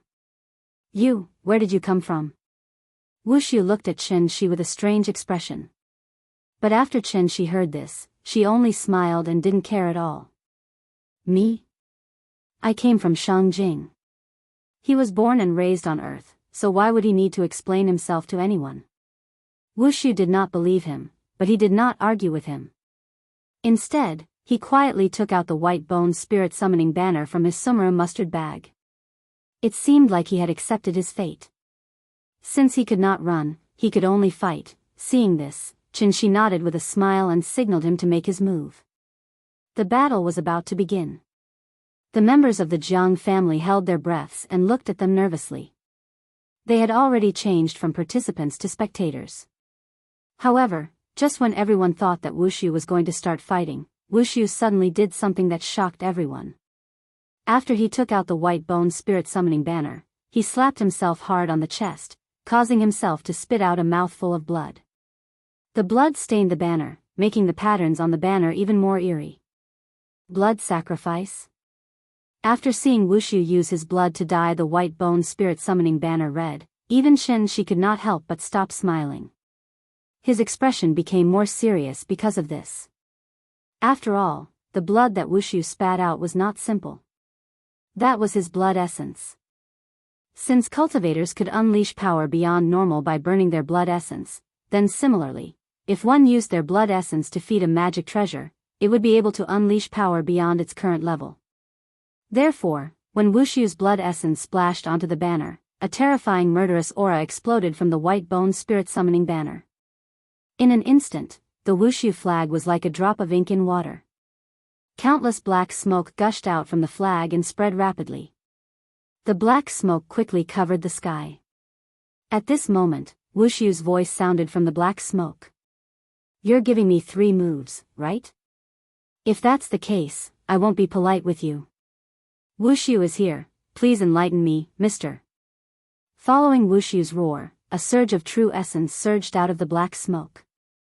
Due to his previous promise, Qin could only use his sword to protect himself. His body lit up with a golden light, wanting to use it to block Wushu's attack. However, the violent impact that Qin imagined did not come. In his perception, the true essence in Wushu's body was like air in a balloon. Because it was so large, even the balloon burst. Then, the true origin energy surged out in all directions in a ring shape. Qin was stunned. Because he did not understand what Wushu's move was. Could it be that he was here to perform a fairy scattering flower? Qin was puzzled. Suddenly, he shuddered, and then suddenly came back to his senses. No. This guy is trying to escape. This time, it was really Qin's turn to be nervous. Not to mention anything else, if he really let Wushu escape from under his nose, he would lose a lot of face. Thinking of this, Qin immediately waved the sword in his hand. The sword light immediately shot out like the rising sun. Thousands of golden clusters of light instantly dispersed the black smoke and illuminated the entire sky. Unfortunately, Qin's reaction was still a beat slower. After the feint, Wushu had long disappeared from his sight. Chapter 385. Of the 36 stratagems, escape was the best stratagem. Wushu slipped away quietly in front of Qin's eyes. Looking in the direction Wushu disappeared in, Qin finally came back to his senses after a long while. He burned his blood essence and then put on such a grand display. In the end, it was all to escape. This was a little awkward. Qin turned around and glanced at the Jiang family, only to find that everyone was looking at him expressionlessly. I'm sorry, we let him escape. It was a mistake. Since he had already escaped, it was impossible for Qin to catch up no matter how much he wanted to. At this point, Qin could only sheath his long sword with an awkward expression and sincerely apologize to the Jiang family. Although he did not do anything wrong. Looking at the defeated soldiers in front of him and the wildfire raging on Daiyu Island below, Qin still felt a little apologetic. After all, Wushu's trip had greatly damaged Daiyu Island's vitality. Although he had arrived in time to save the Jiang family, as long as Wushu successfully escaped, it meant that this was actually a meaningless and crushing defeat. They had lost more than 100 heavenly beings, but in the end, they only managed to get the other party to escape unscathed. No matter who it was, they would not be able to accept this result. Therefore, after confirming that Divine General Wushu had successfully escaped, the Jiang family had a complicated expression on their faces. They did not dare to blame Qin. After all, Qin had just saved their lives. But at the same time, they could not help but curse in their hearts. If Mr. Chen had not been so arrogant just now, Wushu's head would probably have been placed in front of the ancestral tablets by now. Because of this thought, the Jiang family could not help but feel a little dejected. They even felt disheartened. 300 heavenly beings could not deal with a divine general. When this person recovered from his injuries and returned to Daiyu Island for revenge, how were the remaining 100 or so people supposed to stop him? When the time came, were they not fishes on the chopping board? Whether they were killed or cut off completely depended on Wushu's mood. Everyone's faces were clouded with worry, and their hearts were filled with anxiety. At this critical moment, perhaps only old ancestor Jiang Yan could still respond to Qin Shi with a smile. "Thank you, Mr. Chen. If you hadn't arrived in time, I'm afraid the lives of this old man and the tens of thousands of Jiang clansmen on Daiyu Island would have been in danger. Such a great favor is like giving birth to a new life." Speaking to here, Jiang Yan suddenly bowed towards Qin Shi, then said extremely solemnly, "Jiang Yan is here. On behalf of the entire Jiang clan, I thank Mr. for saving my life." Since the elder ancestor had expressed his opinion, no matter how uncomfortable everyone was, they could only bow to Qin Shi and say, "Thank you for saving our lives, Mr." Seeing this, Qin Shi also said politely with an awkward expression, "Everyone, please rise. It's just a small matter." "Everyone, there's no need to be so polite." Hearing this, Jiang Yan straightened his body, then lamented with a pained expression, "After this battle, the Jiang clan's vitality has been greatly damaged. Looking at this devastated Daiyu Island, this old man's heart aches even more. All the sins were caused by this old man. This old man only hopes that this decision is not wrong. Otherwise, when this old man goes to the netherworld in the future, how can I face the ancestors of the Jiang clan? I, Jiang Yan, am the sinner of the Jiang clan." Jiang Yan was filled with grief and indignation. In a moment of agitation, 2 streams of turbid tears fell from the old man's eyes. Looking at his bloodshot eyes, even Qin Shi, an outsider, could not bear to see it, let alone these reborn juniors of the Jiang clan. "Elder ancestor, you're right.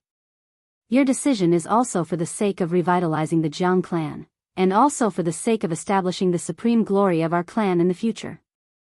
The Jiang clan has not been defeated. As long as we are still alive, even if we are smashed to pieces, we will fight for a brand new future for the Jiang clan under your leadership." "For the Jiang clan?" "Yes. Even if we are smashed to pieces, we will not retreat even half a step. *CK the Divine General of Tiandu. In the future, if anyone dares to mention the word ascension in front of me, I will definitely not forgive him. From today onwards, the Jiang clan will definitely be at odds with Tiandu. Irreconcilable. Irreconcilable." When everyone saw Jiang Yan cry, the depression in their hearts immediately turned into endless grief and indignation. Suddenly, their morale was even higher than before. Qin Shi stared dumbfoundedly at the scene in front of him. Everyone surrounded Jiang Yan and made bold statements. Jiang Yan, on the other hand, occupied Jiang Fengyan's young body. His face revealed an expression of great comfort. The more he looked at it, the more awkward he felt. Therefore, Qin Shi couldn't help but sigh with emotion in his heart. This old fellow was really ruthless. He actually managed to win back the hearts of the people with just a few words. Although he didn't know the real purpose of Jiang Yan, Qin Shi was now convinced by this old fellow from the bottom of his heart. No matter what Jiang Yan did, at least, he dared to raise the flag and become enemies with Tiandu, right?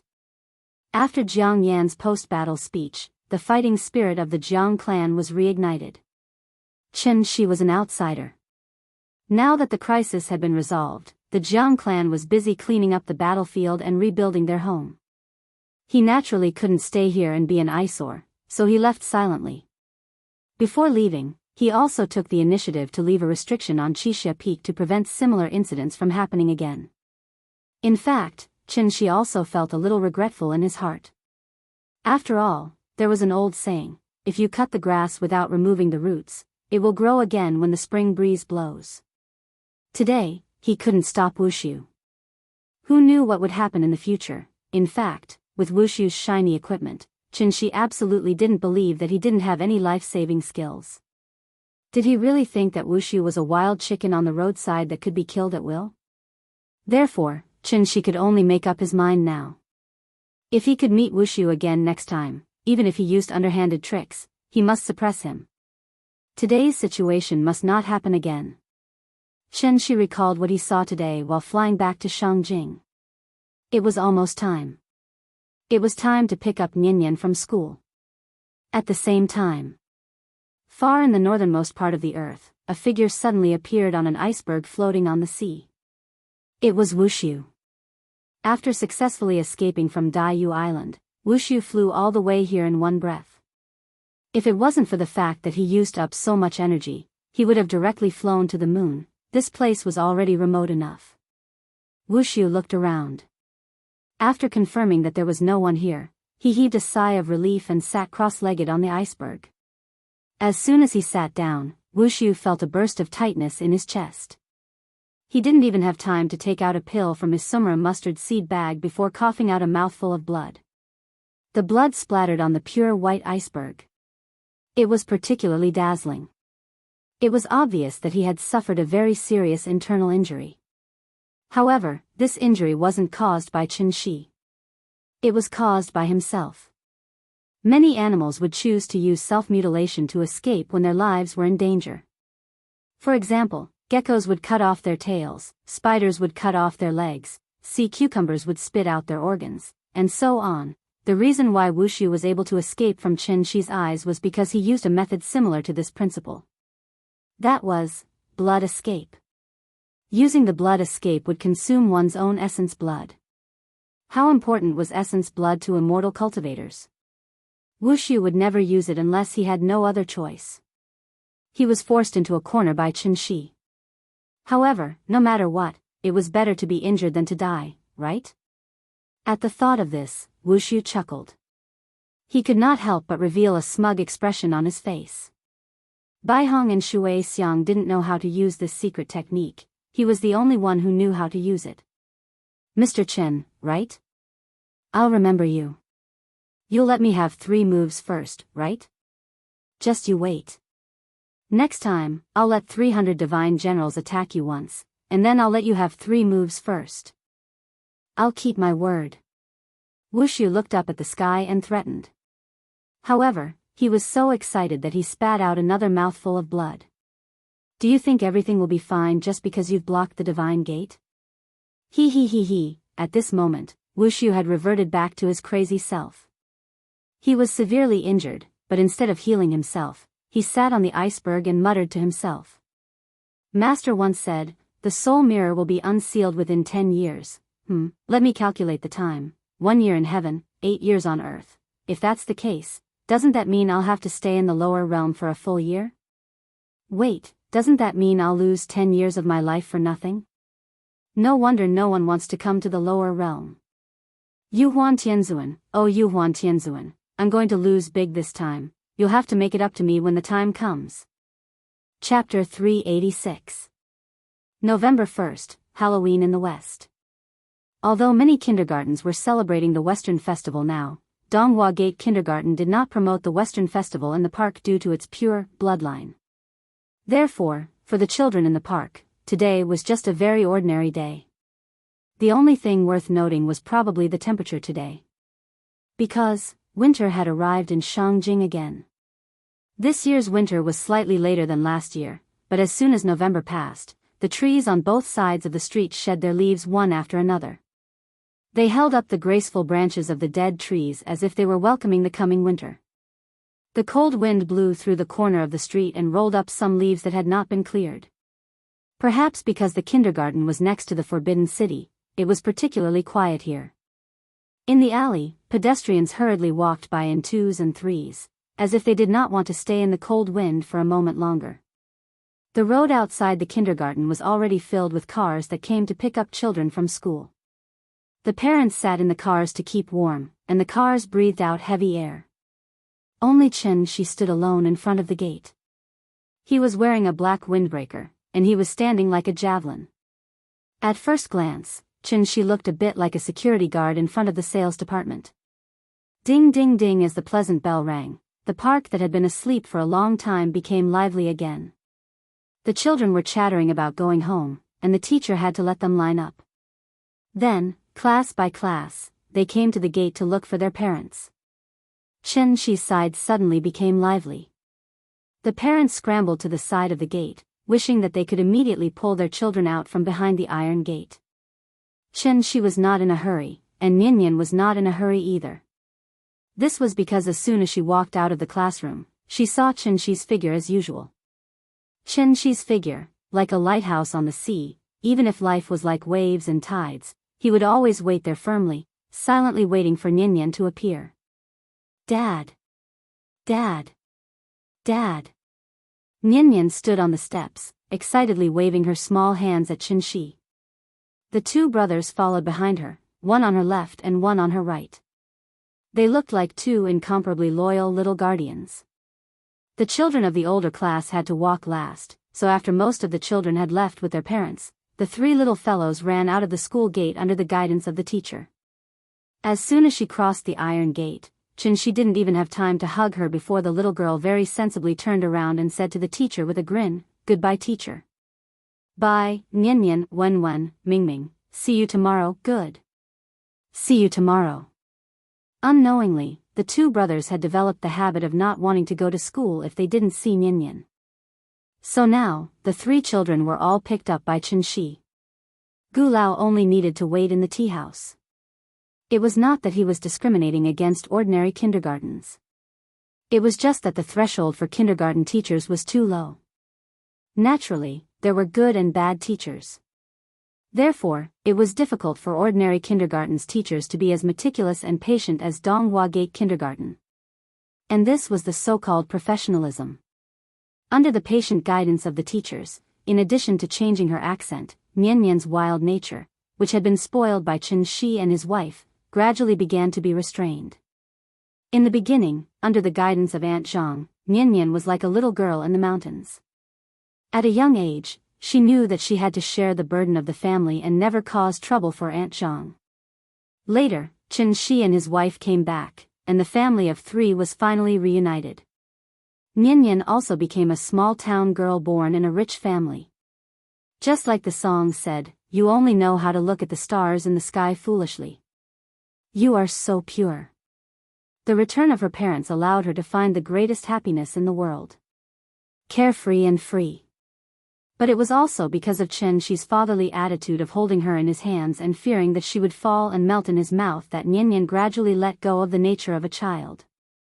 She learned to be coquettish, naughty, shameless, and throw a tantrum.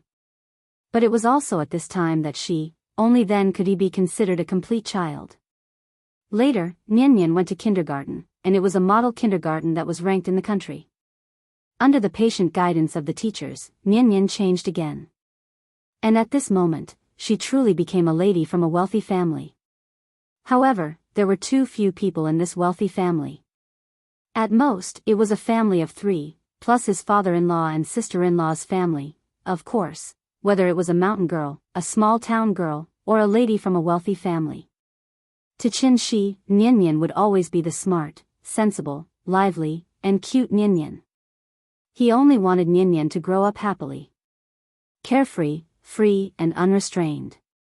No worries in the world should appear in Ninian's young heart. In fact, Chen-Shi really wanted to tell her sometimes, no matter what happens in the future, even if the sky falls down, Ninian, don't be afraid, don't be sad, and don't be sad. That's because I'll take care of you. Dad. The teacher gave us a little red flower today. Why?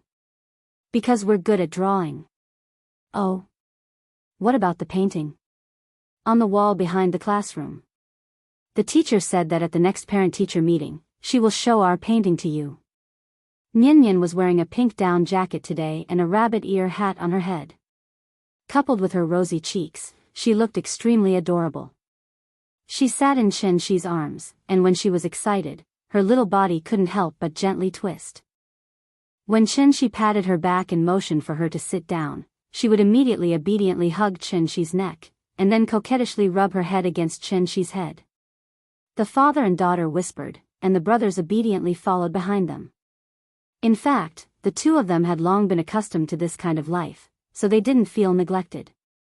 The two brothers were only a few months older than Nian, but under Gu Lao's constant education, the idea of giving in to your sister in everything was thoroughly planted in the depths of their hearts. Even the most common things in daily life, such as playing on the slide, the two brothers would let Nian play first, and then it would be their turn. This kind of feeling was also in line with the mood described by Li Bai in The Long Journey, riding a bamboo horse, circling the bed to play with green plums. Living together for thousands of miles, the two young people have no quarrel. Childhood sweethearts, childhood sweethearts. It was important to mention that childhood sweethearts had nothing to do with love, but it referred to the most innocent and pure friendship in the world. Children were still young, so naturally, it was impossible to speculate with adult thinking. But no matter what, humans were always social animals, and childhood without companions was incomplete. With the company of the two brothers, Nian's childhood would only be more fulfilling and happy. As for the future, that would be discussed in the future. Chapter 387. Now that the matters on Daiyu Island were settled, Qinshi's life returned to normal. The life of an ordinary person, naturally, it was dull and repetitive. Nian spent most of her time in kindergarten, so the tea house was fully taken care of by Qiao Yuan. Qiao Yuan graduated from the best university in Huaxia, so a small tea house was not a problem for her. College students nowadays were very smart. Perhaps it was because Qiao Yuan had been living with Qinshi's family for a long time, so under the influence of Qinshi's family, Qiao Yuan looked more mature. She was very smart and knew what to listen to and what not to listen to. She also knew what to ask and what not to ask. As the saying goes, one is marked by the company one keeps. In Qiao Yuan's eyes, Qinshi's family was a hidden expert. Therefore, she did not know when it started, but there was a slight change in her thinking. In the past, Qiao Yuan was just an ordinary college student who had gone astray. She did not have any plans for the future. She always felt that after she graduated, she would find a suitable job according to her major. But now, Qiao Yuan did not want to live the rest of her life like this. Although Qinshi's family was always thinking about where to go and play, they did not set a good example for her at all. But under her rich imagination, she was able to completely fill in the background of Qinshi and her husband. The boss and lady boss, they were the modern version of Yang Gua and Xiao Longnu. They had seen the prosperity of the world, crossed thousands of mountains and rivers, but in the end, they resolutely chose to retreat from the turbulence and live a seemingly ordinary, but happy and stable life with their loved ones. This was Qiao Yuan's dream, and also her role model in life. It was just that Qinshi's family had reached the end, while she had just started. Qiao Yuan was in her 4th year of university this year, and her mind was gradually becoming more active.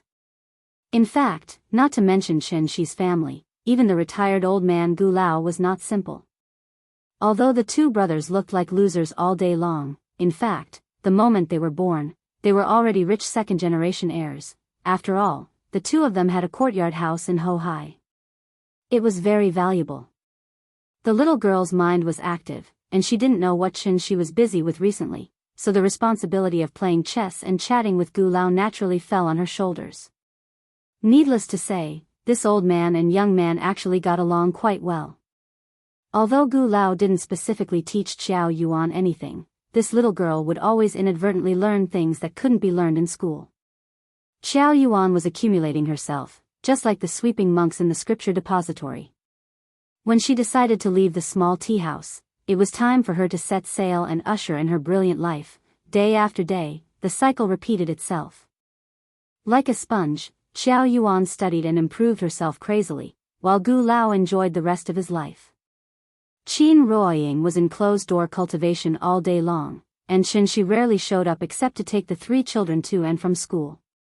Because, Qinshi was busy with something important. A very, very big thing. For this, after Qinshi sent Nian to school every day, he had to cross the entire Pacific Ocean and go to the United States, which was far away on the other side of the ocean. Of course. Qinshi didn't go to the United States for fun, but for work. The Adumbra flower was so precious, naturally, it couldn't be refined with an ordinary iron basin. And she didn't have enough materials to refine a new alchemy furnace, so refining the Adumbra flower became a big problem. So after thinking about it, she finally decided to use the power of nature to refine the elixir. That was, heaven and earth as the furnace, nature as the work, yin and yang as the charcoal, all things as the copper. Therefore, the supervolcano in Yellowstone Park was his first choice. The so-called supervolcano was a large-scale eruption volcano that could change the world's weather after eruption and even threaten human beings. Yellowstone Park was once the world's largest national park, and Yellowstone Volcano was the world's largest supervolcano. Mount Fuji was an active volcano, but it wasn't a supervolcano, so it didn't have the qualifications to enter Qinshi's consideration. Refining elixir was a very complicated thing. The energy cultivation elixir that he refined in the past was actually rubbish, so Qinshi didn't care at all. Now that he finally had the best ingredients, Qinshi naturally had to pay 120% attention. Configuring the prescription, screening the ingredients, analyzing the medicinal properties, choosing the furnace, and so on. After doing all this preliminary work, Qinshi could officially start refining the elixir. This day, December 1st, Shangjing had just welcomed the first snow, but Yellowstone Park was already covered in snow. Looking around, the dense pine forests rose and fell, and the rolling mountains were covered in morning fog. Animal footprints crisscrossed the snowy plains, and hot springs rose and fell one after another. Because the world's largest supervolcano was buried below, Yellowstone Park had a wonderful scenery that was difficult to see in other places during winter. When the warm water vapor sprayed into the cold air, the water molecules would instantly solidify into a rain of small ice pellets, forming an extremely rare geothermal fountain. So what kind of park was this? It was simply a paradise on Earth.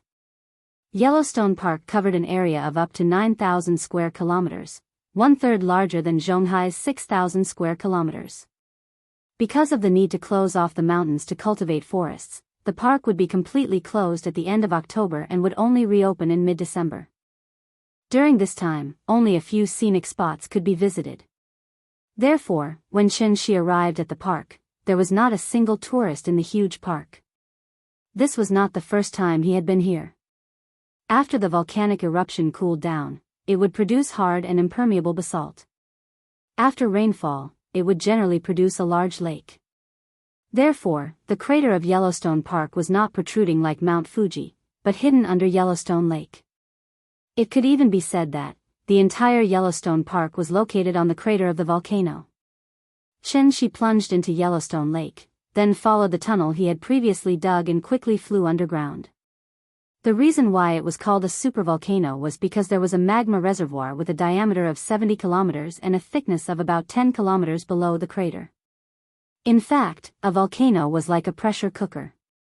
Once the internal temperature rose to a certain level, the magma inside would instantly erupt. Qinshi set up a restriction in the magma reservoir. Then, he put all the medicinal herbs he had collected during this period of time inside, such as the Adumbra flower, bloodthorn grass, ginseng flowers, and all kinds of precious medicinal herbs that could be found in the world. Rare and precious treasures were produced from the earth. With the calcination and extraction of the underground fire essence, coupled with the continuous washing of the spirit energy of heaven and earth, the medicinal properties of the medicinal herbs could be released most effectively. Qinshi used the restriction to bind the medicinal properties and continuously quenched and compressed them together. The released medicinal properties would gradually change from a gaseous state to a liquid state, and finally to a solid state. When the medicinal herbs were exhausted, it was time for the elixir to be produced. What was the most important thing in alchemy? It was neither the medicinal herbs nor the technique. It was the last step before the elixir was formed. Because this was not an ordinary Chinese medicine, the moment the elixir was produced, it was like forcibly opening the lid of the pressure cooker. Boiling hot steam would instantly rush out. What Qinshi had to do was to smoothly take the elixir out of the furnace from this boiling hot steam. It sounded very simple. But what if the steam was replaced with the spirit energy of heaven and earth? The Adumbra flower's grade was very high, and the elixir it produced was at least a 9th grade elixir. Thus, the accumulation of more than 3,000 years would completely erupt the moment the furnace was opened, along with the elixir. If Chen Shi did not immediately take the elixir and use a secret technique to bind the elixir, then the medicinal properties of the elixir would rapidly dissipate, turning back into spirit energy and dissipating into heaven and earth. And precisely because of this, when cultivators refined high-grade elixirs, they would usually use a high-grade alchemy furnace. On one hand, it was to extract the medicinal properties more effectively. On the other hand, it was for safety reasons, using the alchemy furnace to resist the impact of the elixir when it was produced. Chen Shi did not have an alchemy furnace, so he could only do it himself. This was a battle. It was a battle between Chen Shi and the elixir. If he could not successfully take the elixir from the sudden explosion of spirit energy, if it was light, the elixir would be destroyed, and if it was heavy. Chapter 388. The interior of the volcano might be different from what many people imagined. It was hollow, like an iron box, and it was filled with boiling magma. The so-called magma was actually a silicate substance that had melted into a molten state due to high temperature. It would show different colors according to the temperature. The higher the temperature, the lighter the color. Under the illumination of the flames, the magma reservoir buried under Yellowstone Park was a colorful underground world. In addition to the red magma, the magma reservoir was mainly red and yellow. The yellow was sulfur, and the red was iron. In addition, there was a black substance at the top of the magma reservoir. This black substance was the surface of the rock formed by the cooling of the gas. Yellowstone Park's supervolcano would erupt once every 600,000 years. The last time was about 630,000 years ago. Therefore, this supervolcano had entered the eruption cycle and could erupt at any time. Scientists had used computers to simulate the eruption. Once the supervolcano in Yellowstone Park erupted, 90% of the people within 1,000 kilometers would not be spared. Most of them would die from inhaling the volcanic ash, which would cause their lungs to solidify. In other words, most of the United States would become a land of death. There was no chance of survival. After the eruption, the volcanic ash that was spewed out by the magma would drift to every corner of the Earth within 2 days. Then, the nuclear winter would arrive. The thick volcanic ash would cover most of the world. Sunlight would not be able to reach the Earth. A large number of animals and plants would begin to die, and black acid rain would cover the entire world. This process would last for at least 3 to 6 months. In other words, once the supervolcano erupted, not only would the United States suffer, but the entire world would fall into a food crisis. The disaster movie, 2012, had already shown this point. After all, Chen Shi was not a geologist. Therefore, when he chose the location of the pill refinement, he only focused on finding the largest volcano and did not consider other problems at all. The refinement of the pill had reached the final stage. Chen Shi floated at the top of the magma reservoir. The ball of light directly below him was the heaven and earth furnace that he had set up. In addition, he had even set up a spirit gathering formation here. With Yellowstone Park as the center, all the spirit energy within 100 miles flowed into it, so that the entire magma reservoir was filled with rich spirit energy of heaven and earth. It was like a balloon that had been stretched to its limit, and could explode at any time. Lava surged and earth fire raged. Heaven and earth were the furnace, and spiritual energy was the charcoal. Under the continuous burning of the earth fire, the medicinal properties of the Adumbra flower were completely unleashed. Once the spirit pill was formed, the restriction would fall apart, and the compressed spirit chi of heaven and earth would explode in an instant. Its intensity would not be inferior to a large-scale spirit chi tide. In fact, it was even more ferocious and surging than the tide of spiritual energy. At the same time, it was also more threatening. Chen Shi waited patiently, focusing all his attention on the ball of light. Suddenly, a slight cracking sound came from the top of the magma chamber. Crack. It was a very weak sound. Before Chen Shi could react, the faint cracking noise had turned into a series of loud rumbling noises. The earth seemed to be torn apart. Immediately afterward, the volcanic passage that had been deposited for hundreds of thousands of years came alive again. The strong air pressure continued to rise, trying to find a way to vent. The mountain could not withstand the pressure, and huge cracks began to appear, spreading all the way to the surface at an extremely fast speed. The cracks grew bigger and more numerous. Countless huge rocks continued to fall from above. The moment the huge rocks smashed into the magma below, the magma boiled, and sparks flew everywhere. Chen-shi was stunned. Until this moment, he didn't even realize what a terrible thing he was doing. The earth began to tremble. Under the pressure, countless cracks appeared on the inside of the mountain. The cracks reached the surface. In an instant, countless geothermal fountains erupted from Yellowstone Park at the same time. Because the temperature was too high, the snow on the surface began to sublimate, turning from a solid to a gas in an instant. A thick fog shrouded the park. At the same time, earthquake alarms sounded in several cities around Yellowstone Park. The tremors grew stronger and stronger. This was not an earthquake, but the supervolcano had begun to become active. Under the pressure, the weak surface of the earth began to bulge, undulating strangely like waves. Birds cried out, and beasts howled. Countless animals ran out of the park, and flocks of birds flew across the sky, blotting out the sun. The only thing worth celebrating was, it was probably because Yellowstone Park was not open to tourists during this period of time. This place was freezing cold. Other than a few park staff, there were not many people. Chen-shi was inside the magma chamber, so he could see more clearly. He saw the mountain collapse. He also saw the magma boiling. Originally, he came to pick up the medicine happily, but he did not expect to witness a volcanic eruption with his own eyes. Chen-shi finally realized the seriousness of the matter. But just as he was about to find a way to contain the volcanic eruption, the elixir came out of the furnace without warning. The sudden burst of spiritual energy forced him to take a few steps back. Seeing this, Chen-shi could not help but let out a long howl, and immediately rushed toward the ball of light. It was not easy to wait for the elixir to come out of the furnace. If he really failed at this time, wouldn't he be depressed to death? The spiritual energy turned into gusts of wind, like sharp blades, constantly slapping Chen-shi's body. Even if his cultivation was unparalleled, at this moment, he could only barely withstand the pressure, and then slowly approached the elixir. The elixir was quietly suspended in the middle of the cave. It was like a luminous pearl, shining brightly. After such a long time of extraction, the medicinal properties were fully displayed.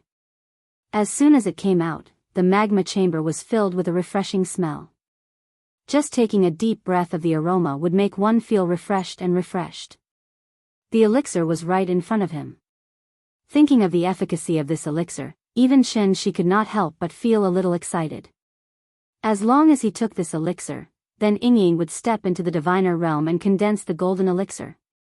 In a moment of excitement, Chen-shi also used all his strength, and a burst of true essence energy instantly erupted from his body, not inferior to the spiritual energy tide. The energy was like a sharp knife, leading Chen-shi all the way to the elixir. However, with every step he took, a layer of true essence in his body would be consumed. Finally, Chen-shi flew near the elixir. The moment his fingers touched the elixir, the surging spiritual energy in the magma chamber seemed to have heard the call, and all of it converged into the elixir. The pressure suddenly disappeared. However, before Chen-shi had time to be happy, the boiling magma below was like a fountain, and it suddenly spewed up into the sky. Why did the volcano not erupt? That was because the spiritual energy of heaven and earth filled the cave, and thus the magma was firmly pressed in the magma chamber. Once Chen-shi took the elixir, the magma that had lost its suppression would be like a dam bursting, and it would spray out more fiercely and violently than before. This was an explosive volcanic eruption. From afar, it looked like a super-nuclear bomb had been dropped in Yellowstone Park. First, a burst of strong light lit up the sky. Immediately after, a gigantic mushroom cloud slowly rose. At the same time as the mushroom cloud rose, there were countless bolts of lightning shuttling back and forth. The angry volcano spewed magma and thick smoke, and ferocious electric snakes hissed in the air. This was not a movie, but a joint performance of the sky and the earth, volcanic lightning. Chapter 389. The supervolcano erupted. At that moment, the entire world seemed to have quieted down. The crater of the volcano was like a lit-up firework. First, it emitted a cloud of smoke that covered the sky, then it suddenly exploded into the sky. In an instant, a mushroom cloud formed by volcanic ash and steam rose into the sky, almost breaking through the clouds. Dark red magma spewed out along with the billowing black smoke.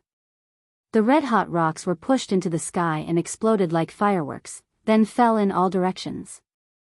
From afar, it looked like thousands of meteors had passed by, leaving streaks of fiery red marks in the sky. At the same time, the shock waves that accompanied the explosion spread out wave after wave. Countless boulders were blown away by the strong wind, and countless trees were uprooted. The accumulated snow on the ground turned into white smoke and drifted in all directions. At that moment, all living things cried out, and the plants bowed their heads.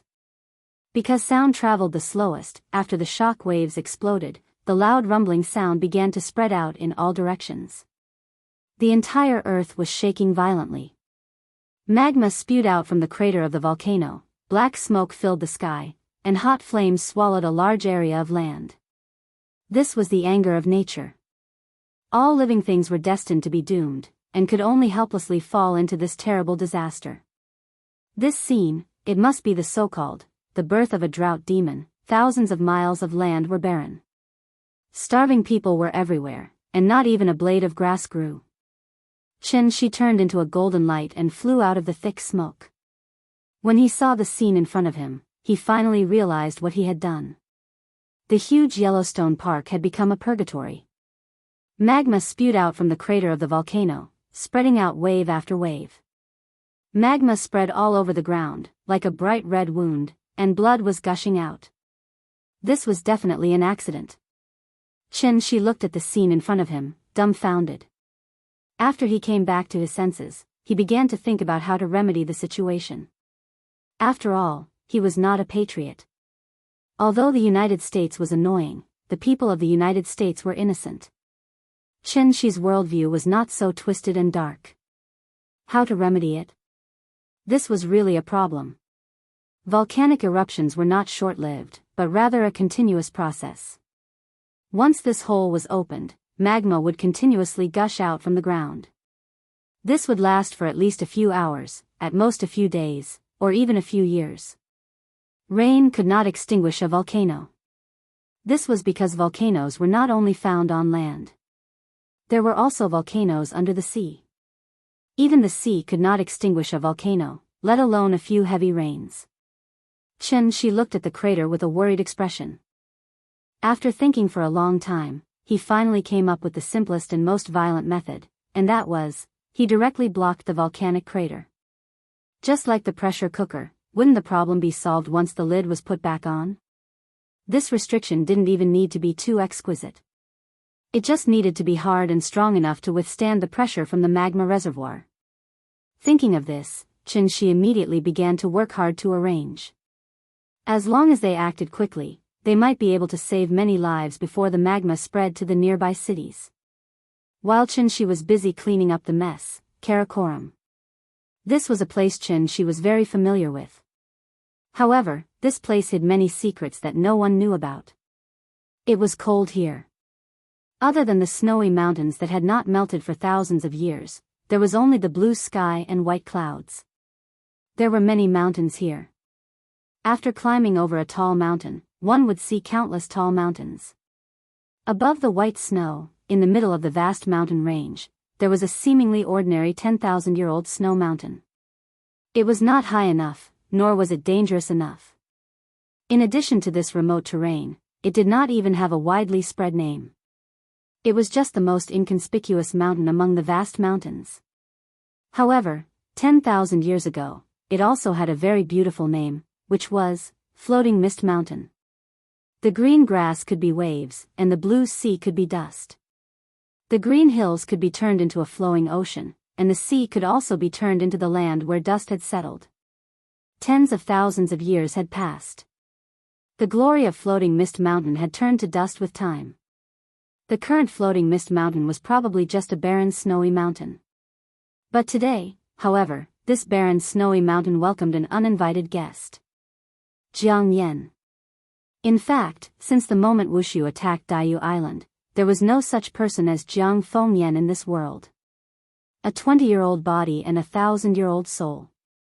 After a month of recuperation, Jiang Yan had completely adapted to this body, so with every movement he made, his body naturally exuded a weather-beaten feeling.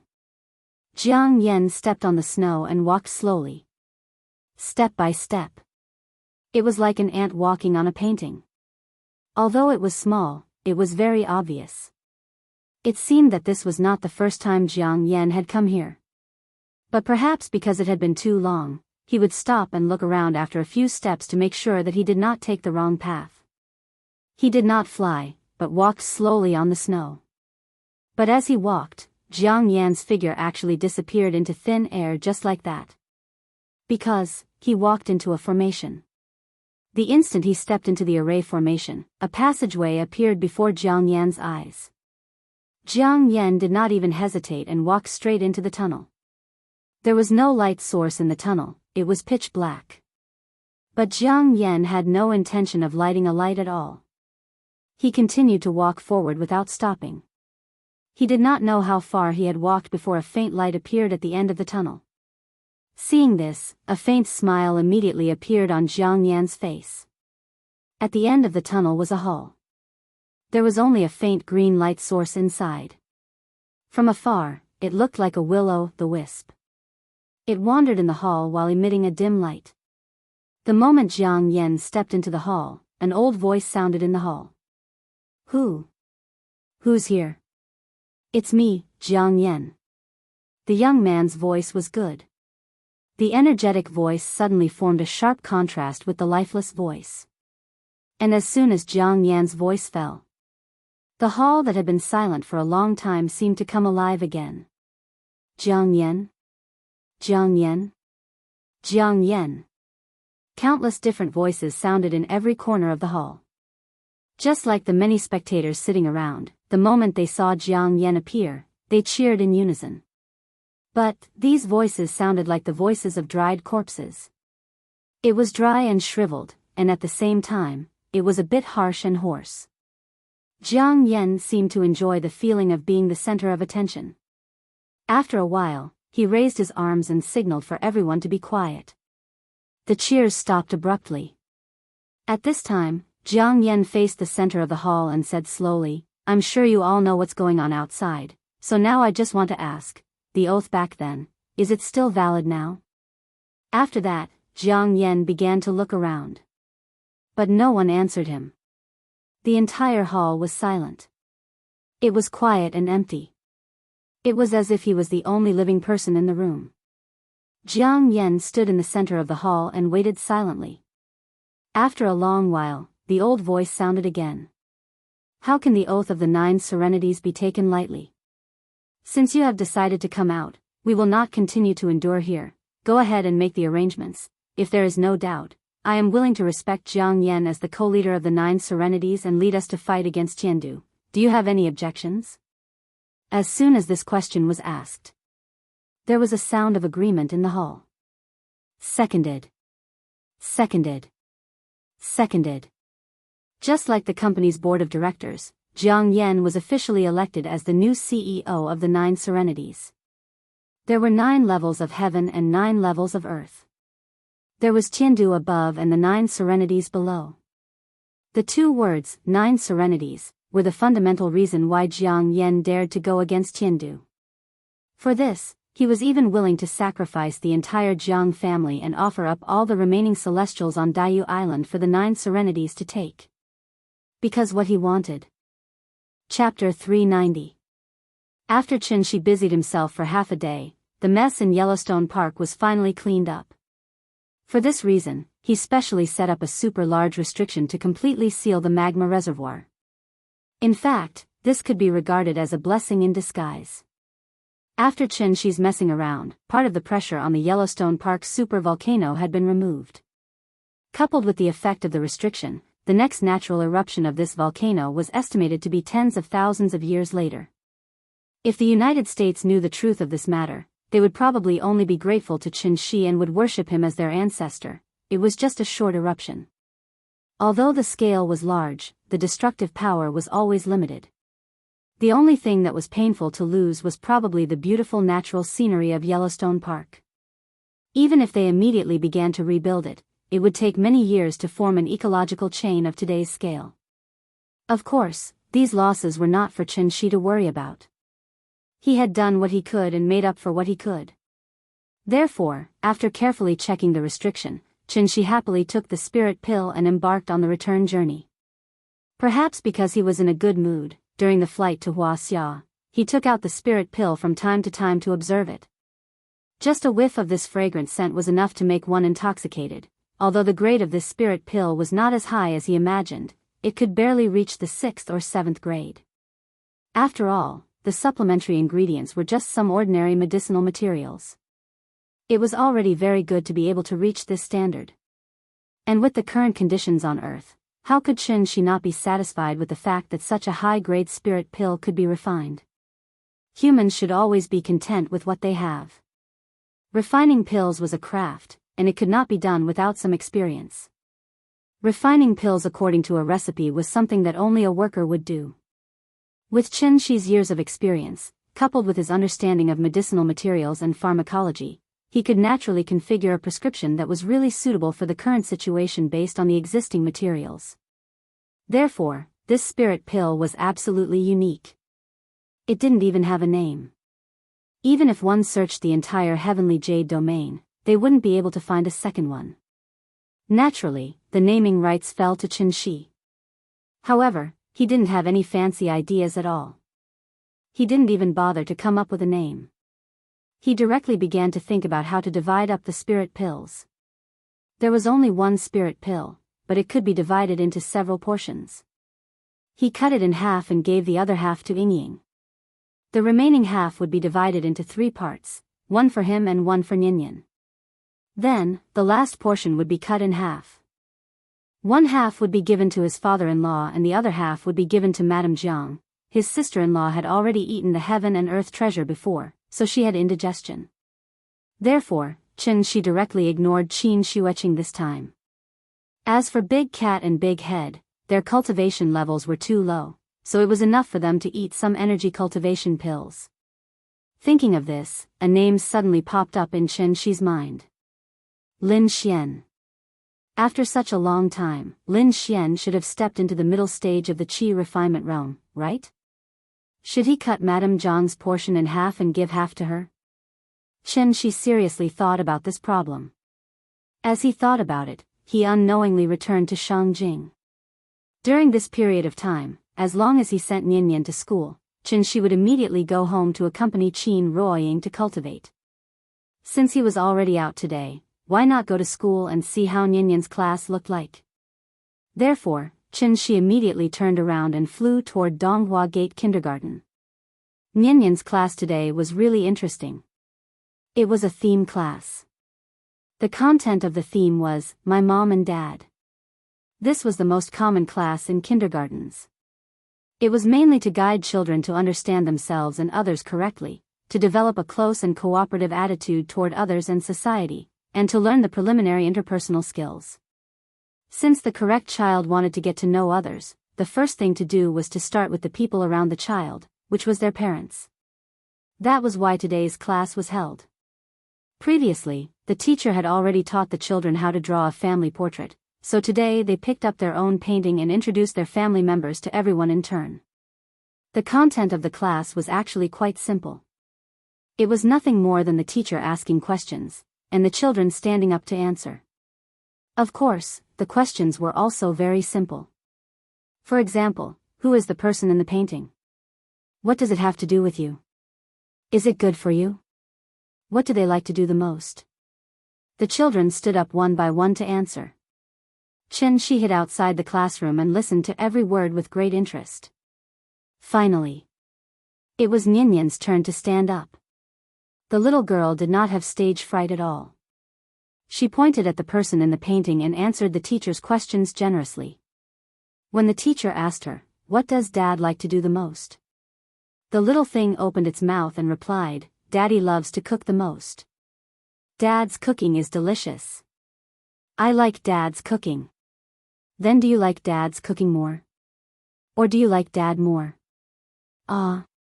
After the teacher threw out a question that she hadn't asked before, the little girl was stunned on the spot. She didn't seem to expect the teacher to ask such a question at all. So after hesitating for a moment, the little girl frowned and whispered softly, I like both. Dad's cooking is delicious. I like Dad. The moment he heard this sentence, the expression on Shin-Shi's face was very rich. So if your father doesn't know how to cook, you won't like him? The little girl's answer wasn't wrong, but it wasn't perfect. After the teacher's guidance, she finally realized the importance of her father, so she quickly nodded and affirmed, even if Dad's cooking isn't good, I like Dad. Children's words carried no harm. It was actually quite interesting to listen to children talk when they had nothing to do. After the little girl sat down, it was the brothers' turn. Because they were twins, the two of them drew a picture together. The teacher asked questions as usual, but she didn't expect to make a mistake here, and that was, she didn't find out the child's family situation clearly. Therefore, when the teacher casually asked who was the father, the brothers exploded on the spot. We don't have a father. Old Gu didn't teach them this, and the old man wasn't so petty. In fact, it was Gu Yao who taught them this. Perhaps it was because she quarreled with Xia Kaiji when she was alive, so Gu Yao had been holding back her resentment after she died, so she would instill this idea in the brothers from time to time. Of course, they had to listen to what their mother said. So, they didn't have a father. When the brothers shouted this sentence in unison, the teacher knew that something bad had happened. Sure enough. As soon as the brothers finished speaking, the other children were surprised and started to talk about it. Teacher. Is he a wild child without a father? Mom told me before. If I'm taken away by bad people, then I'll lose my parents and can only become a wild child. Wild child. He's a wild child. Wild child. In recent years, the divorce rate had been increasing, and the impact of parents' divorce on children was definitely the most profound and heavy. This was a sensitive topic. Therefore, the kindergarten teacher paid attention to this issue, and even specifically investigated the family situation of each child before entering school. She didn't think much at that time, and directly said the names of Xia Kaiji and Gu Yao. He never thought that the brothers wouldn't recognize this father at all. Chapter 391. Schools nowadays paid attention to humanized teaching. Whether it was kindergarten, primary school, or secondary school, a qualified teacher would always prevent the children from facing these problems directly. Of course, there were also many retarded teachers who would not care about these details at all. Knowing that there were children in the class who had lost their father at a young age, the teacher still assigned similar essay topics, such as, my father, I want to tell you, father's love, and so on. If this was not retarded, then what was? How should the children write? Should they rely on their imagination to make it up? In fact, this was not an essay at all, but a sharp knife inserted into the children's chests. The children were still so young. If they could enlighten and encourage themselves to successfully walk out of their psychological trauma, then all the child psychologists in the world could be fired. According to the education philosophy of Donghua Gate Kindergarten, this kind of situation was absolutely not allowed to happen. Once the principal found out, the teacher would immediately pack up and leave.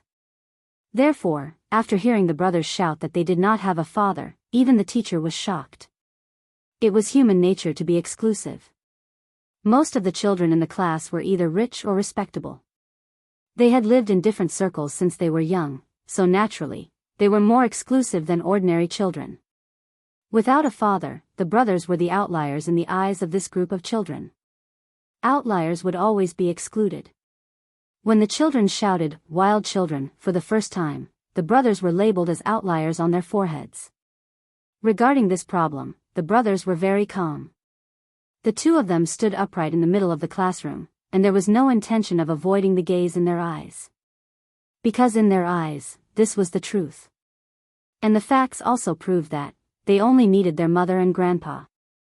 Of course, the brothers did not have much of a reaction, mainly because they had not experienced what Nyan Nyan had experienced.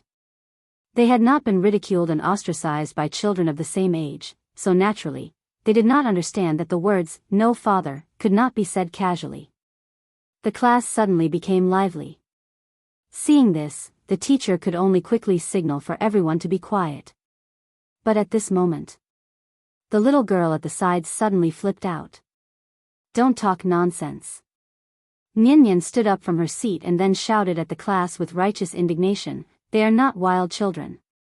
The little girl was very angry. On one hand, it was because the two brothers were the closest to her. On the other hand, it was because she had a deeper understanding of the word wild child. She didn't like those 3 words, so naturally, she wouldn't allow others to say that about her little friend. Wenwen and Mingming's father is on a business trip. My father used to go on business trips too. He only returned after a very long time. That's why they called me a wild child. Let me tell you, I'm not a wild child. My father is back. He comes to school every day to bring me home. Wenwen and Mingming's father will come back too. I'm not a wild child. They are not wild children. We are not wild children. While speaking, the little guy suddenly burst into tears. After all, he was still a child.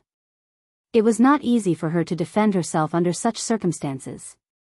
After Nyan's interruption, the teacher finally came back to his senses and immediately comforted her. Then, the teacher used Nyan's words and began to guide the children in the class. Everyone's parents were not at home sometimes, so they couldn't be called wild children because of that, right? In order to prevent the 2 brothers from causing trouble again, the teacher didn't even dare to let them speak again.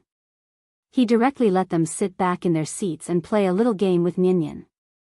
When Nyan gradually stopped crying, the teacher decisively changed the theme of the day, and then led the children to sit on the small train outside the house. There were 3 teachers in a class. The main teacher made such a big mistake, so the teachers in the side class should report it to the principal. But considering that everyone was in the same boat, the teachers in the side class concealed this matter. The small disturbance soon subsided. Nyan's little face showed a smile again, but the 2 brothers' faces showed a thoughtful expression. Perhaps from this moment on, the shadow of their father gradually emerged from the bottom of their hearts. She was like a bystander, silently watching the whole process. To be honest, when he saw Nyan stand up and passionately defend the 2 brothers, he, as a father, was really shocked. That feeling was hard to describe. In short, Nyan's performance today made him very satisfied. He didn't raise his daughter in vain. Dad will always love you. Forever and ever.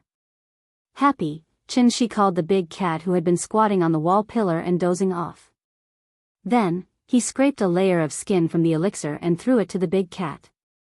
This guy was lying on the school wall every day, doing nothing but sleeping. Today, the leader happened to be inspecting, so he was happy and gave it such a big gift. It was really a blessing from the sky. The big cat happily jumped around Shi's feet like a dog. She was waiting for the little guy to finish school while thinking about the 2 brothers. He really had to find time to talk to old Gu. Regardless of the grudge between Xia Kaiji and Gu Yao, the child was innocent. How could he instill such thoughts in the child? This kind of thinking was unacceptable. She was seriously thinking about the child's education, but he didn't notice. He hadn't been in seclusion for a long time to seek a breakthrough. He clearly had an epiphany some time ago on Daiyu Island. Now, he only needed to concentrate on seclusion, and the day he came out would be the day he reached insightful emptiness. But even so, she still didn't plan to go into seclusion. Because he had to pick up Nyan from school every day, cook for Nyan, and play with Nyan, these trivial matters took up too much of his time, and made him live more and more like an ordinary person. The life of an ordinary person was trivial, nothing more than some household chores. He could even do nothing all day, just stay outside Nyan's classroom and watch his daughter grow up day by day. Actually, to put it bluntly, in his current state, he didn't deserve to be a cultivator at all. Cultivation didn't just fall from the sky, it had to be accumulated bit by bit. It was also because of this that Qin Shueqing sometimes felt very strange. Did Qin really not need to cultivate? Nian was very cute. But because of Nian, did he really have to completely give up on cultivation? As a qualified martial arts fanatic, her sister-in-law really didn't understand Qin's approach, so she also talked to Qin. In this regard, Qin's attitude was more resolute than she imagined. Nian was indeed more important than cultivation. If he had to choose between Nian and cultivation, Qin would also choose the former without hesitation. You say it's trivial, but I say it's deep and meaningful. Probably only Qin himself could understand the meaning behind it. You're under too little pressure. This was the last sentence Qin Shuiqing said to Qin before she went into seclusion. Because in her opinion, Qin was simply a nouveau riche. Once he had a little money, he began to forget himself. He was busy taking the child around all day and didn't care about his own career at all. One had to know that his current stability came from his previous accumulation. Once these accumulations were exhausted, was he going to take the child and sell vegetables on the streets? This was the difference in values. Chapter 392. December 22nd, Winter Solstice.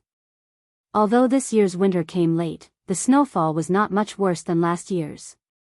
Snow fell like goose feathers. After a night, a thick layer of snow piled up in the alley. The little guy had been talking about skating all day, but he did not know that the ice rink in Hohai would not open for another month. Everything was the same as usual. After the little guy cuddled with Qin as usual, he got up and went to school. Qin stayed behind the wall until he finished watching the little guy do his morning exercises. Then, he slowly strolled back to Dongming Alley like an ordinary person who got up early for a walk. But what was different from usual was, Qin met an acquaintance at the entrance of the alley today.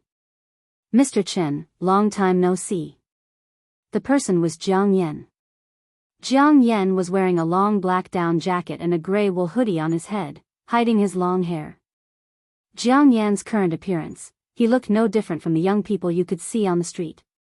The only difference was that he still had an outstanding temperament that was as deep as the abyss. Why are you here?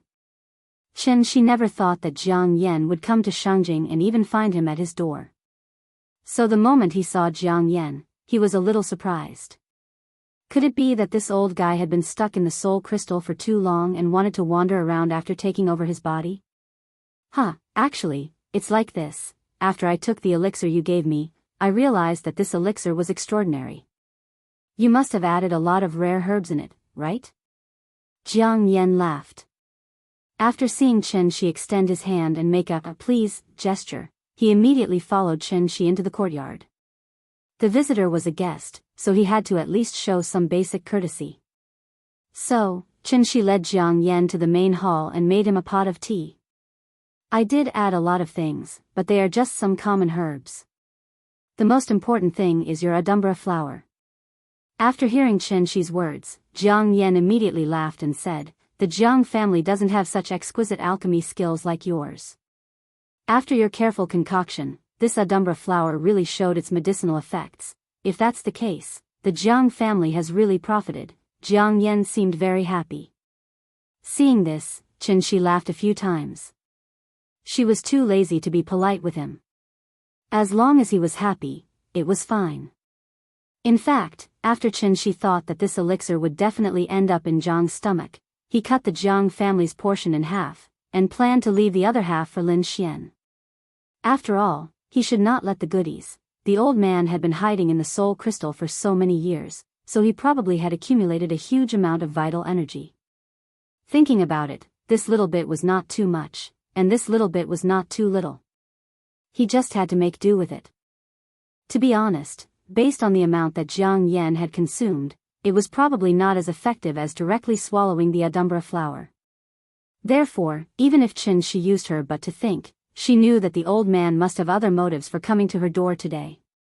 Alright, you don't have to be so polite with me. Qin did not have the time to talk nonsense with him, so he asked directly, tell me, why did you come all the way here? Hearing this, the smile on Jiang Yan's face became even more cheerful. Actually, it's nothing much, I just wanted to come out for a walk and pay you a visit. At this point, Jiang Yan's gaze fell on the couplet in the middle of the main hall. The heavenly gate is broken, the river opens, the jade water flows east. However, his gaze did not linger for long, then he put on a rather emotional expression and sighed. White clouds for 1,000 years, the sky is long, look at this world, where does it look like it used to? When I came here, I even took that big guy called an airplane. If I didn't see it with my own eyes, I definitely wouldn't believe it. Now, even mortals can ride the clouds and travel thousands of miles in a day. It's just like what the ancestors said, a day in the mountains is 1,000 years in the world. I think it's time for Daiyu Island to change its philosophy. The Jiang family can't always live in the past. We should try to integrate into the present. The old man was a chatterbox, and once he opened his mouth, he would not stop muttering. After listening for a while, Qinshi felt a headache coming on, so he found an excuse to send him out. No wonder everyone said that the older a person was, the more long-winded they became. This old man had been holding it in for thousands of years. If he really let him continue, wouldn't he talk for 3 days and 3 nights? All right, then I won't disturb you. Have a good rest, I'll go to the Great Wall again, ha. Jiang Yan stood in the alley and waved goodbye to Qinshi with a smile. After Qinshi chuckled, he didn't even bother to exchange pleasantries, and directly closed the door. Bye-bye to you. Jiang Yan didn't feel offended at all. When he turned and walked out of the alley, there was even a faint smile on his face. After that, Jiang Yan strolled leisurely on the streets, looking around from time to time. He looked like a tourist who had just arrived in the city. However, just as Jiang Yan walked out of the main street, a figure suddenly appeared beside him. Jiang Yan glanced at him and said coldly, "There are people coming and going here. Can't you wait until there's no one before you appear?" Hearing this, that person said indifferently, "They're just a bunch of ants, so what if they see us? They'll only think that their eyes are playing tricks on them." Enough. Jiang Yan seemed to be quite dissatisfied with this person's approach, so his face turned cold on the spot.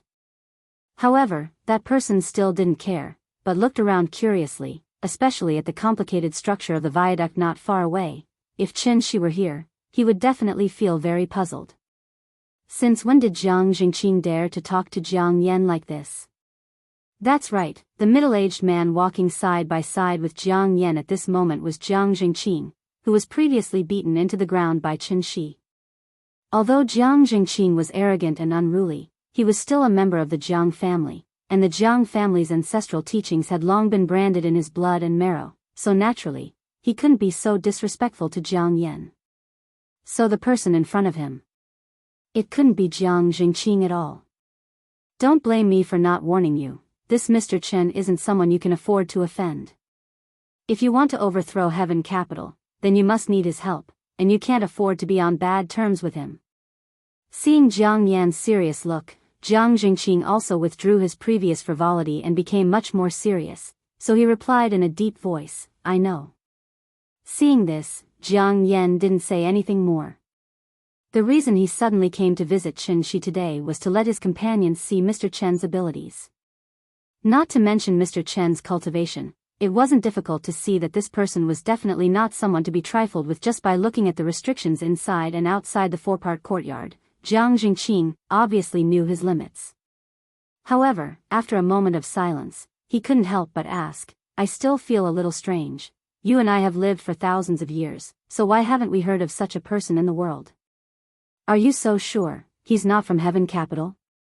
After hearing Jiang Jingqing's words, Jiang Yan didn't immediately answer, presumably thinking about the reason behind it.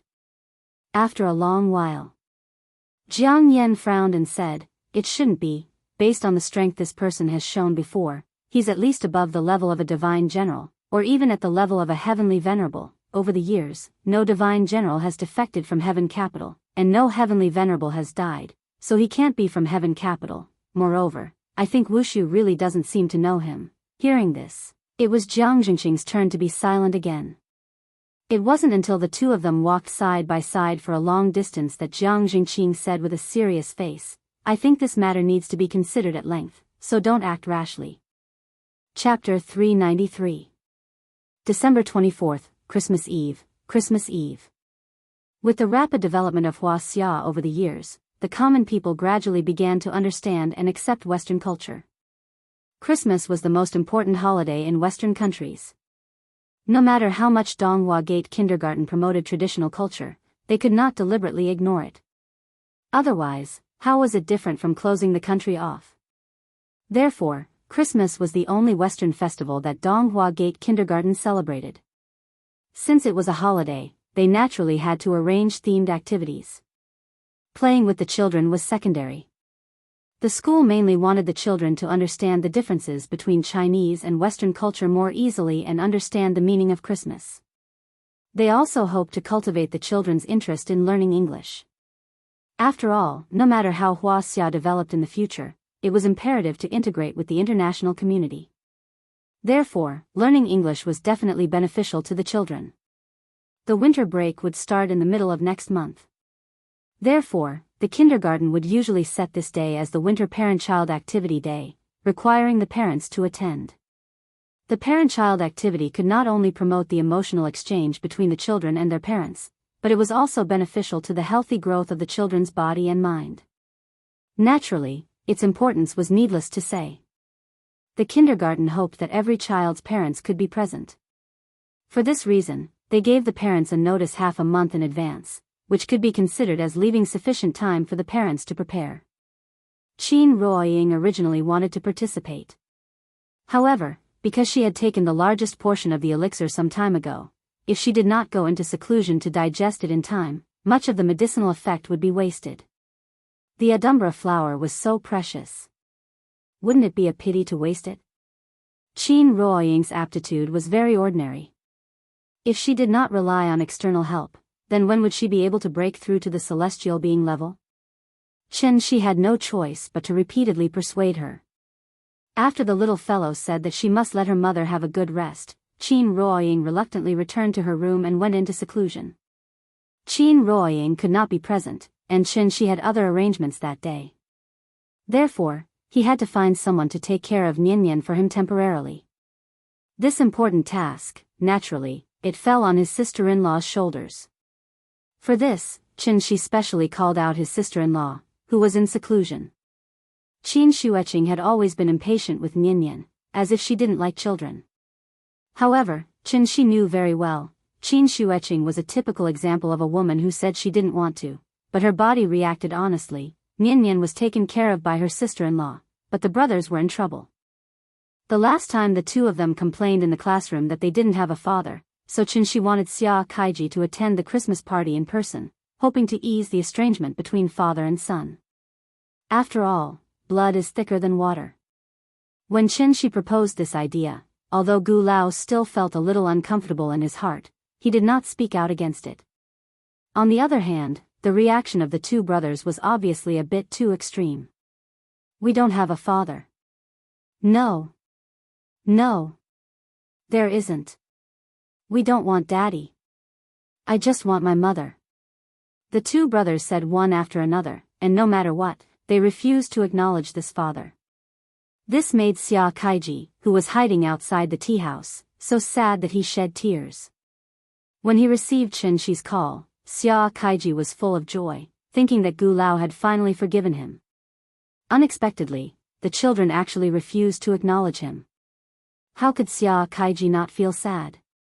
Chen Shi tried to persuade the two brothers, but how could children easily give in when they were stubborn? Whoever tied the bell should untie it. Chen Shi suddenly thought of Gu Yao, so he used the soul crystal to directly summon Gu Yao's soul back. After this period of recuperation, Gu Yao more or less recovered some of her consciousness. After being summoned by Chen Shi, she quietly floated over the tea house and saw everything that happened in front of her with her own eyes. Gu Lao sat in the booth sullenly. The two brothers stood on the side crying endlessly. Xia Kaiji hid in the corner and silently wiped his tears. From the day she passed away, this happy family had already been shattered. Gu Yao was just an ordinary person, without the support of a profound cultivation base. Even with Chen Shi's help, how long could her soul last? 3 years? 5 years? Or 10 years? In the end, she would disappear from the world, just like water evaporating. Not a single trace of her could be found. She was gone, but the children were still there. Even after 10 years, they would only be 15 or 16 years old teenagers. Gu Lao was already old. Did he really want them to grow up alone like wild children, without anyone to rely on? Gu Yao was persuaded by Qin Shi, and she finally figured it out. After the resentment that had shrouded her heart for a long time dissipated, her soul seemed to be a little purer. Then, Gu Yao quietly came to the two brothers. She didn't know what she said to the two brothers, but they quickly quieted down and obediently followed Qin Shi out of the tea house, standing in front of their biological father again.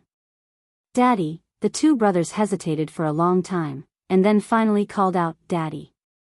The moment he heard these two words, the man who was shining in the workplace finally couldn't hold it anymore. He knelt on the ground, his hands tightly hugged the two brothers. Because of a moment of excitement, Xia Kaiji actually let out a whimper.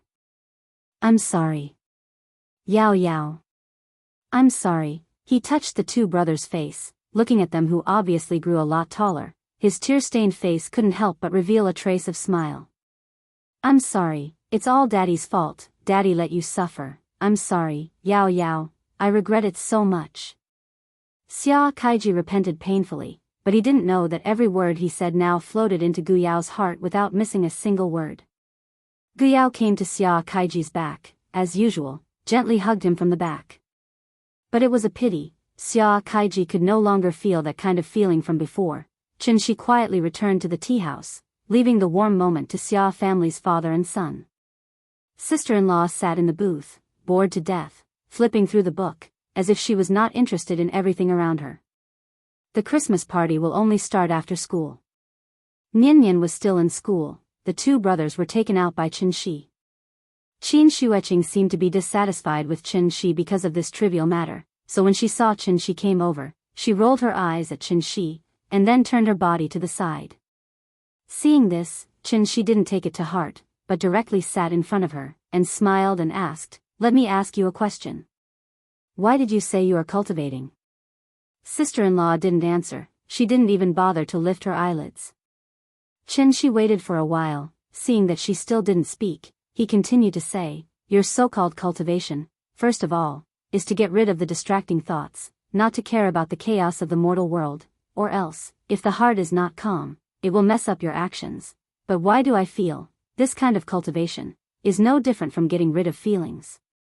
Humans have 7 emotions and 6 desires. Getting rid of feelings, getting rid of desires, is that still a human?" After hearing this sentence, Qin Shueqing finally reacted. She looked at Qin Shi with a speechless face, and just as she was about to say something, Qin Shi stood up and walked out.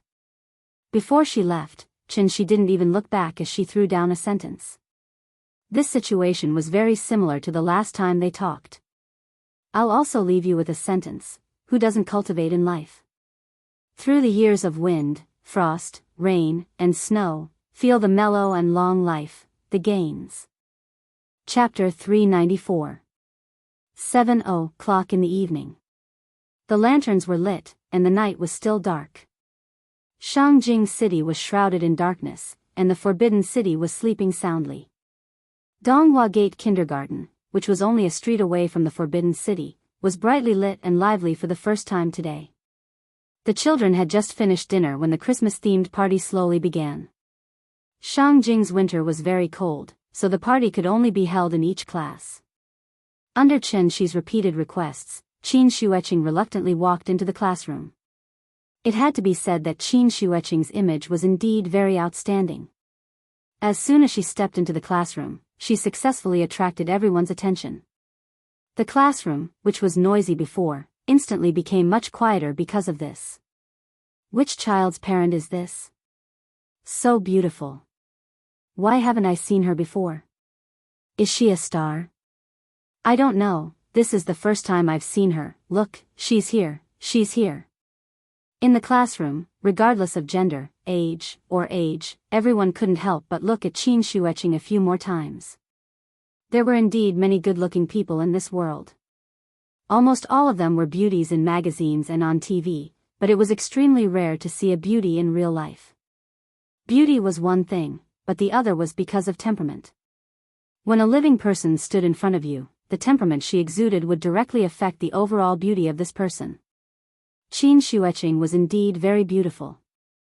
But what was really eye-catching about her was actually her temperament, which was like an iceberg. Extremely beautiful, but at the same time daunting. She was like a holy mountain on the plateau, which could only be looked up at, but could not be climbed. Auntie. Auntie. I'm here.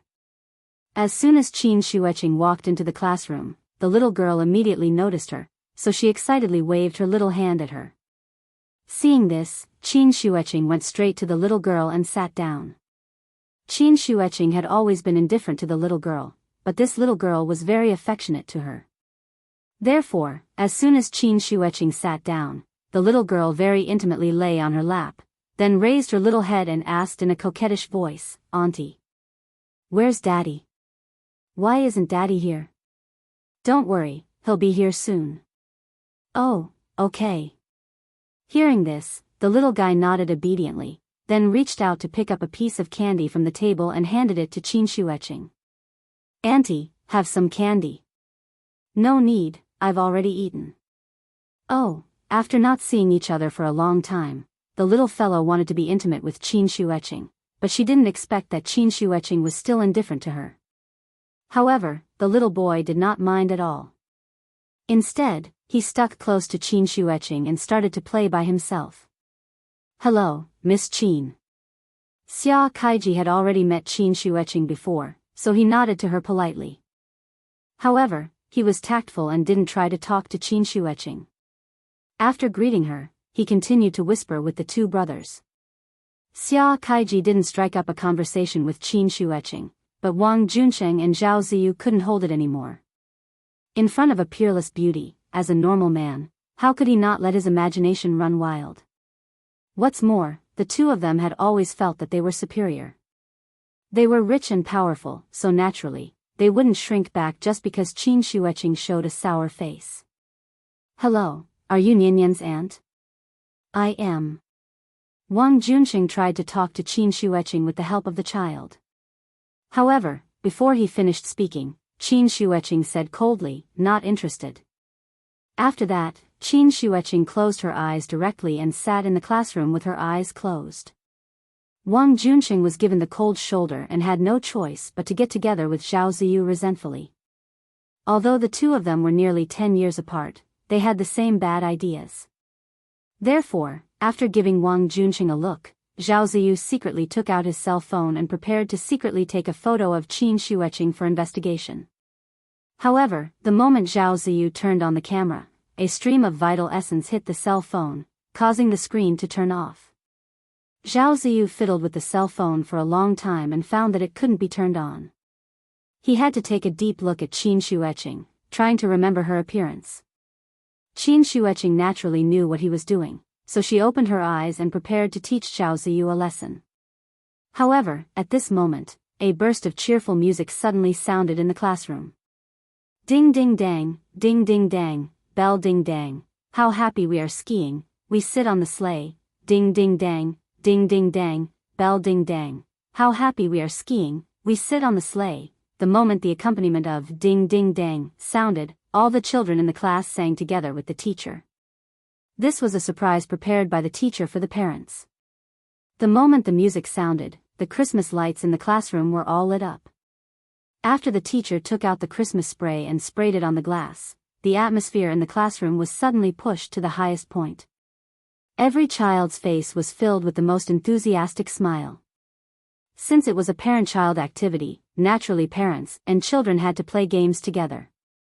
The content of the game was very simple, which was to ask parents to accompany their children to make a Christmas card.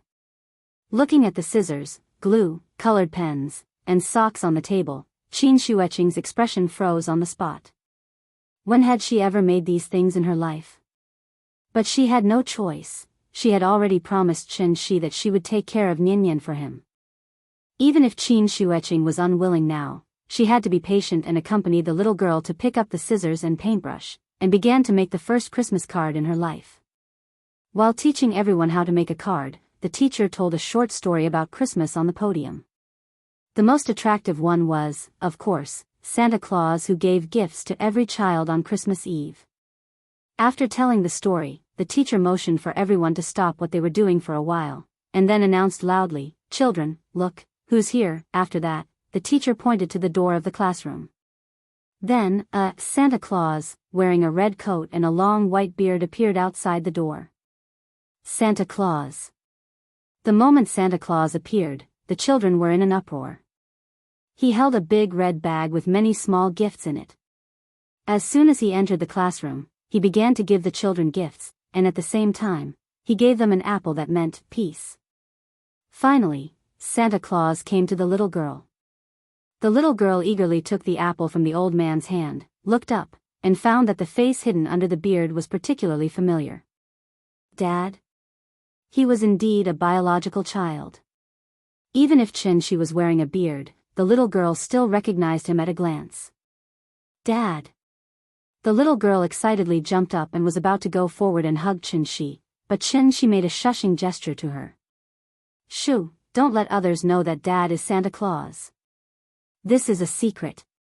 If you tell others, Dad can't be Santa Claus. Hearing this, the little girl suddenly nodded quickly like a chicken pecking at rice. I won't say. I won't say. For the little girl, there was obviously nothing more surprising than her father being Santa Claus. The little girl was so happy that she couldn't close her mouth, but her sister-in-law had a speechless expression. She never thought, Chin-shi asked her to come out and take care of Nyan, just to make a cameo appearance as Santa Claus tonight? Did he make a mistake? In fact, since the school proposed the Christmas-themed party, Chin-shi went to discuss with the teacher, hoping that he could make a cameo appearance as Santa Claus. Originally, Santa Claus was to be played by the kindergarten staff, but since there were children's parents who were willing to make a cameo appearance, the teacher naturally wouldn't reject, and so today's event happened. Of course, this secret couldn't be known by the other children, otherwise, they would be envious. This was the surprise that Chin-shi specially prepared for Nyan. From the little girl's reaction, his goal was achieved. Therefore, the first surprise that Nyan experienced in her life.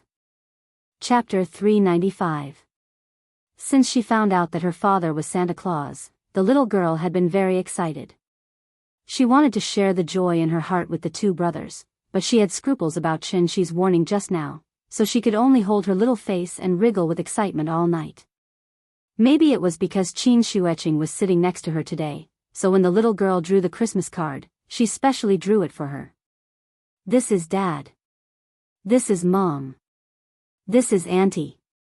After drawing the card, the little girl handed the card to Chin-shi as if she was presenting a treasure. When Qin Wanqing saw the little red person with a big belly on the card, the corners of her mouth couldn't help but reveal a faint smile. Wasn't this chubby Santa Chin-shi? Looking at Nyan's little face that had turned red because of happiness. Suddenly, Qin Shueching seemed to finally understand Chen-shi's idea. With such a daughter, what more could a man ask for?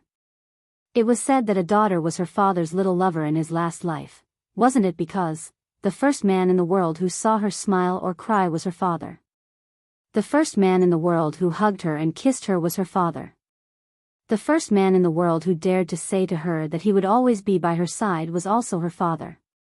Her father was her daughter's most firm and dependable support, and also the most affectionate and sincere man in the world to her. Only her father would care about her and love her without asking for anything in return. Her father would never be like other men. Yesterday, he kept saying that he loved you, but today, he would stab you with the sharpest knife. In short, no matter what her father did, he always had only one starting point, and that was for the good of his daughter.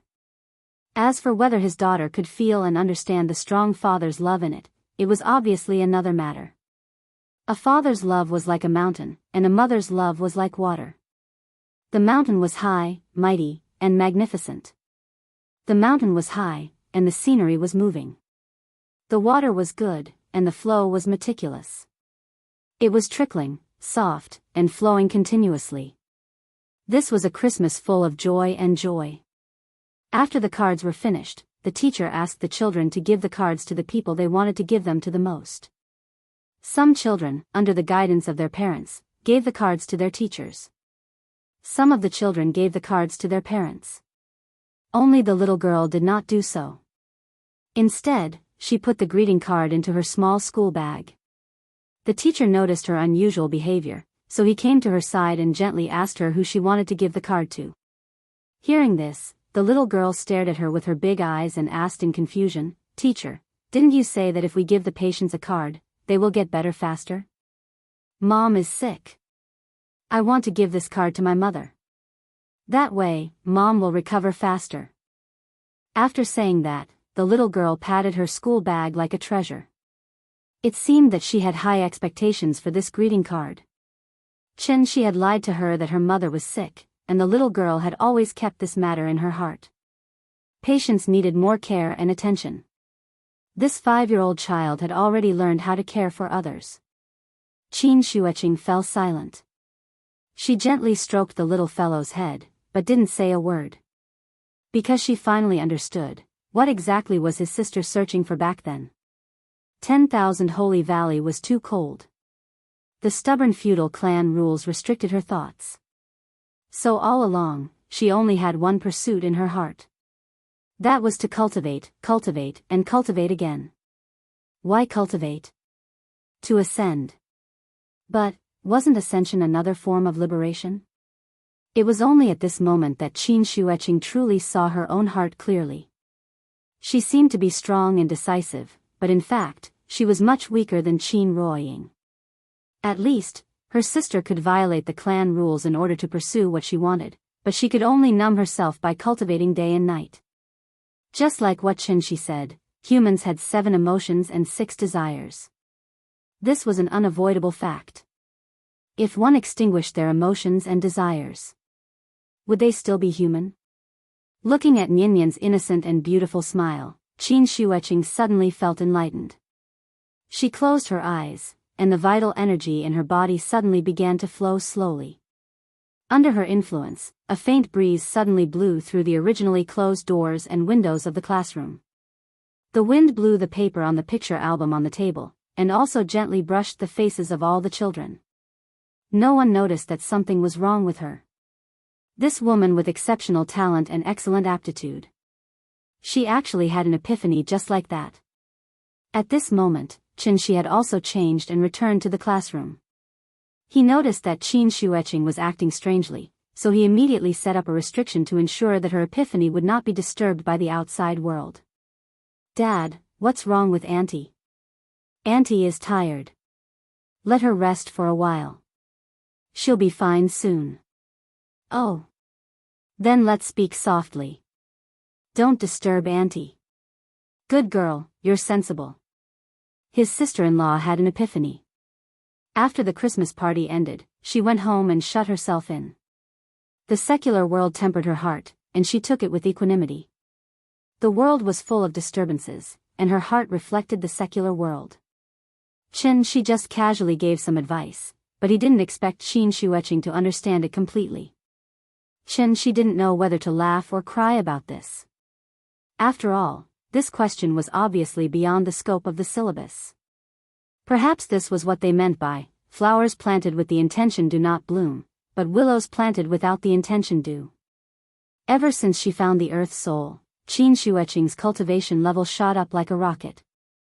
Qin Ruoying had the best resources, but her cultivation progress was still like a tortoise's crawl. There was no obvious improvement at all. Everyone had their own fate. Fortunately, Qin Ruoying was not a narrow-minded person. Otherwise, she would be depressed to death if she saw this situation. December 31st. It was the last day of the year. She waited outside the west wing door, like a father waiting for his child to be born. He paced back and forth in the courtyard, slightly anxious. Suddenly, a strong wave of spirit energy surged out from the west wing. She immediately jumped into the room as if he had been electrocuted. As soon as he entered, he saw Qin Ruoying sitting cross-legged on the bed and looking at him with a yinging smile. Qin Ruoying had finally fully digested the effects of the spirit pill and officially came out of seclusion. "Come, Yingying, let me see if there are any side effects." As Qin spoke, she moved closer to Qin Ruoying with a bashful face. In fact, Qin Ruoying had only broken through to the diviner stage. It wasn't a forced breakthrough, so how could there be any danger? She was taking the opportunity to take advantage of her. Seeing this, Qin Ruoying didn't hesitate. Instead, she offered her red lips and gently pecked Shi's face. Not enough, not enough. You have to do it here too. In your dreams, not kissing? Then I'll kiss you instead. Aya, stop fooling around. Come on, just one, he. They were obviously an old couple, but when the two of them were together, they were still as sweet as before. After a round of lovemaking, Qin Ruoying gently leaned on Shi's shoulder and then chatted with him casually. How has Nian been doing during this time? Very good. She even made you a greeting card. When is the school holiday? Around the middle of next month. So soon. Why don't we take Nian out for a trip when she's on holiday? Oh. Where do you want to go? Anywhere is fine as long as you're with me. Okay, you've worked hard during this time. I'll arrange it. When the time comes, let's go on a trip around the world as a family. How about that? The word cultivation was never the topic of conversation between husband and wife. They preferred to live in the moment and enjoy the sweet time with their family. And this should be the so-called happiness, right? Therefore, the only thing she wanted now was to let this happiness continue to last. No one could ruin his happy life. Chapter 396. January 3rd. After the New Year's holiday, Nian and the two brothers reluctantly returned to school. They had a great time during the holiday. The short time he spent with his son made Xia Kaiji experience a kind of happiness that he had never experienced before. Therefore, he came to the tea house every day. No matter how Gu Lao gave him a hard time, he acted like nothing had happened and followed the three children around shamelessly. No matter what the children wanted, Xia Kaiji would immediately run to buy it for them. Looking at his eagerness, people who didn't know would think that he had a mistress outside. As a father, Shi could naturally understand Xia Kaiji's feelings, so he didn't deliberately reject him. Instead, he gave him the responsibility of taking care of the children. In this regard, Xia Kaiji certainly couldn't ask for more. Therefore, he took the three children to stroll around Hohai every day. There were many people during the holiday. For safety reasons, Shi even let the big cat follow them all the way to prevent the three children from getting lost. With a young and strong nanny like Xia Kaiji, Shi immediately became free. He could finally free up some time to spend a few days with Qin Ruoying in their sweet two-person world, falling in love, getting married, having children. Each stage would give people different insights. After changing from a two-person world to a three-person world, life would become trivial and repetitive, and there would no longer be the romance when two people were together. Even if 500 years had passed, Shi was still a romantic person. So every morning, as soon as Xia Kaiji took the three children out of the tea house, Shi took Qin Ruoying to start their honeymoon trip. Just as the lyrics say, I want to take you to romantic Turkey, then go to Tokyo and Paris. Actually, I really like Miami and Los Angeles with black people. Other people traveled by walking, but Shi traveled by flying. In a short span of 3 days, he had brought Qin Ruoying around the earth once. From Asia to Europe, from North America to South America. They rode in Venice and saw the sea in the Aegean Sea. They went to Iceland to enjoy the polar scenery, and then went to Africa to experience the tropical scenery. America's Grand Canyon, Egypt's pyramids, Turkey's Cotton Island, Maldives' Sea of Stars, everyone had their own experience with traveling. And Shi's experience was, the world is so big, I only want you by my side. When Nian came home every night, she would happily tell her mother where she had been, but she didn't know, when she was still squeezing around in Shangjing City, her father had already brought her mother to play all over the world. It was a happy holiday, a sweet time that only belonged to mom and dad. The little guy was still young, so he naturally didn't understand the world of adults. Perhaps out of compensation, Shi decisively decided, when Nian turned 16, he would take her to travel around the world. She was a girl after all, so she naturally had to be pampered. The higher one's horizons were, the harder it was for them to be fooled. In this regard, Qin Shi even had a malicious fantasy. When Nian grew up, if a boy chased her and said that he wanted to take her on a trip, Nian would respond with disdain, "Where are we going? The moon? If it's not the moon, then stop, my dad has already taken me to play all over the world." Thinking of this, Qin Shi's mouth couldn't help but reveal a smug smirk. He really wanted to know, under his wise guidance, who could easily trick Nian away from him. "Humph. How dare you lie to Nian? I'll break your leg for you." The holiday was over, and the days immediately returned to the usual peace. Qin Shi seemed to be idling around all day with nothing to do, but she was secretly playing a big game of chess. The reason why he suddenly took Qin Ruoying on a trip around the world was, on one hand, to enjoy the two of them, and on the other hand, it was completely because of Wushu. As the saying goes, if you don't kill the snake, it will eventually be harmful. After Wushu escaped with serious injuries, Qin Shi did think of looking for him. But in this vast sea of people, where should he go to find him? Wushu was like an injured poisonous snake, hiding in a dark corner of the earth, waiting for an opportunity to strike. The earth was very big. But for cultivators of their level, the earth was still too small. This feeling was like having a poisonous snake at home, but Qin Shi couldn't find it no matter how hard he tried. Qin Shi wasn't afraid of poisonous snakes. But Nian and Ying were afraid.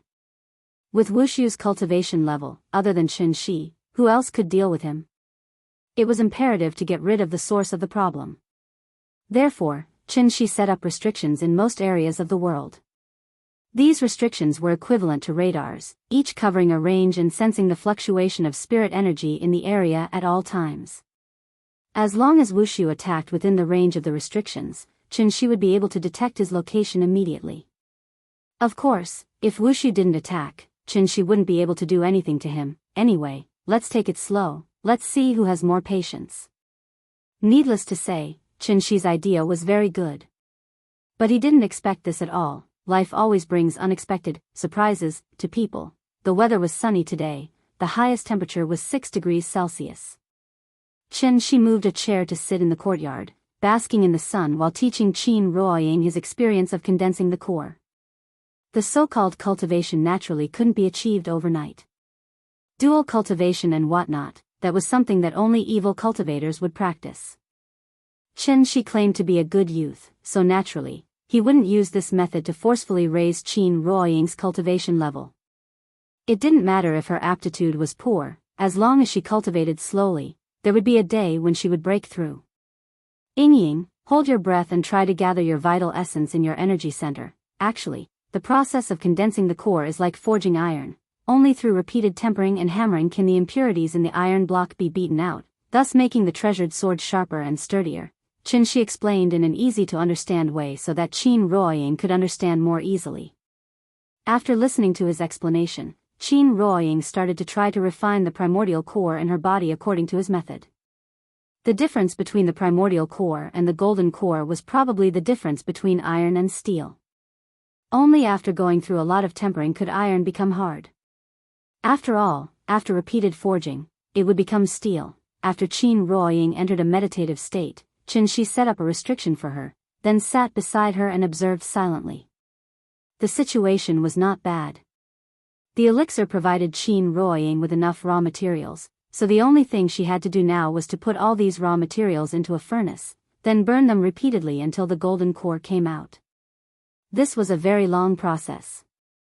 Qin Shi watched for a while, and after confirming that Qin Ruoying did not go astray, he closed his eyes and started his own cultivation.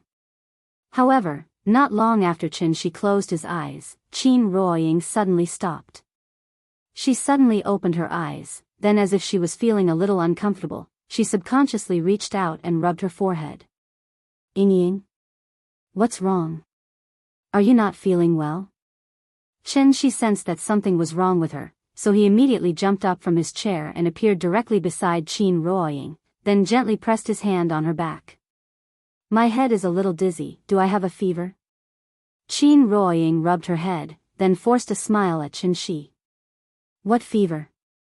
You're already a diviner. How can a diviner fall sick? After saying that, Qin Shi closed his eyes and began to sense if there was a spirit energy tied in some corner of the earth. However, after searching for a while, he did not find any signs of a spirit energy tied.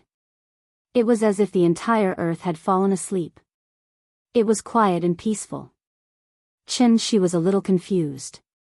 However, just as he was feeling very confused, Qin Ruoying suddenly closed her eyes and fainted beside him. Chapter 397. The moment Qin Ruoying fainted, Qin Shi was completely stunned. He subconsciously reached out to support Qin Ruoying, but at the same time, he looked up at the sky. It was winter at the moment, but the sky in Shangjing City was blue and white, clear and boundless. The warm winter sun emitted a warm golden light. It should have been a leisurely and comfortable afternoon, but a trace of coldness gradually rose from the bottom of his heart. He picked up Qin Ruoying by the waist and looked at his lover leaning unconsciously on his shoulder. At this moment, his mind was completely blank. Why? Why exactly? Where did the spirit energy tide appear? Why didn't he notice any abnormalities? Qin Shi gently placed Qin Ruoying on the bed. Then, he sat cross-legged next to his lover. Without any hesitation, he directly took out the soul crystal, and then used the amplification effect of the soul crystal to greatly enhance the strength of his divine soul. At the same time, the restrictions that Qin Shi had set up all over the world seemed to have been stimulated by something. They suddenly expanded a lot, and the area they covered almost doubled. One after another, the perceptual restrictions were like a big net that covered the sky. The moment the big net opened, Qin Shi's consciousness also spread out. In his perception, the whole world was quiet, so calm that there was not a trace of ripple. Qin Shi did not believe it, so he mobilized his divine soul with all his strength, trying to bring the whole earth into his perception range. However, how big was the earth? The 7 continents only occupied 29% of the area, and the remaining 71% was all ocean. Qin Shi was already struggling to perceive the 29% of the land, so how could he forcibly perceive the rest of the ocean? This was not a battle, and it had nothing to do with the accumulation of true essence. It was purely relying on the perception of the divine soul. This level of consumption had completely exceeded the limit of what he could bear.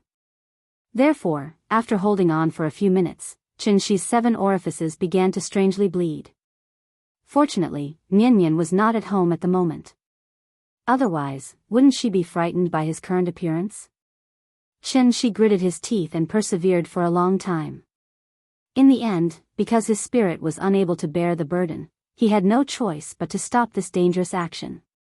There was no sign of the tide surging, but Qin Ruoying still fainted because of dizziness.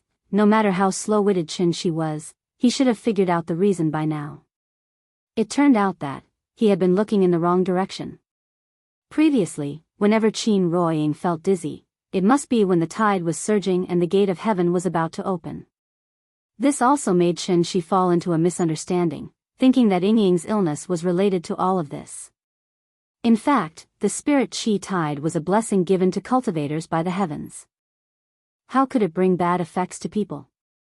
The crux of the problem was not because of the spirit energy tide, but because, sky-bearing art, floating dawn mirror. Every time the tide surged, the people behind the heavenly gate would take out the heaven-bearing efficacious floating mirror. Although he was not clear about the true use of this treasure, there was no doubt that, once Tiandu used the sky-bearing art, Xian Nu, who was in the lower realm, would definitely be affected. Xian Nu, Xian Nu. The names sounded good, but in reality, they were just a bunch of pitiful cannon fodder. After thinking through this point, Qin Shi stopped all of his meaningless actions and quietly sat beside Qin Ruoying. He quietly looked at his lover's face, hoping that the first thing she saw when she woke up would be him. Unfortunately, Qin Ruoying did not wake up. It was as if she was asleep. Her breathing was slightly weak, but the frequency was orderly. Qin Shi waited silently.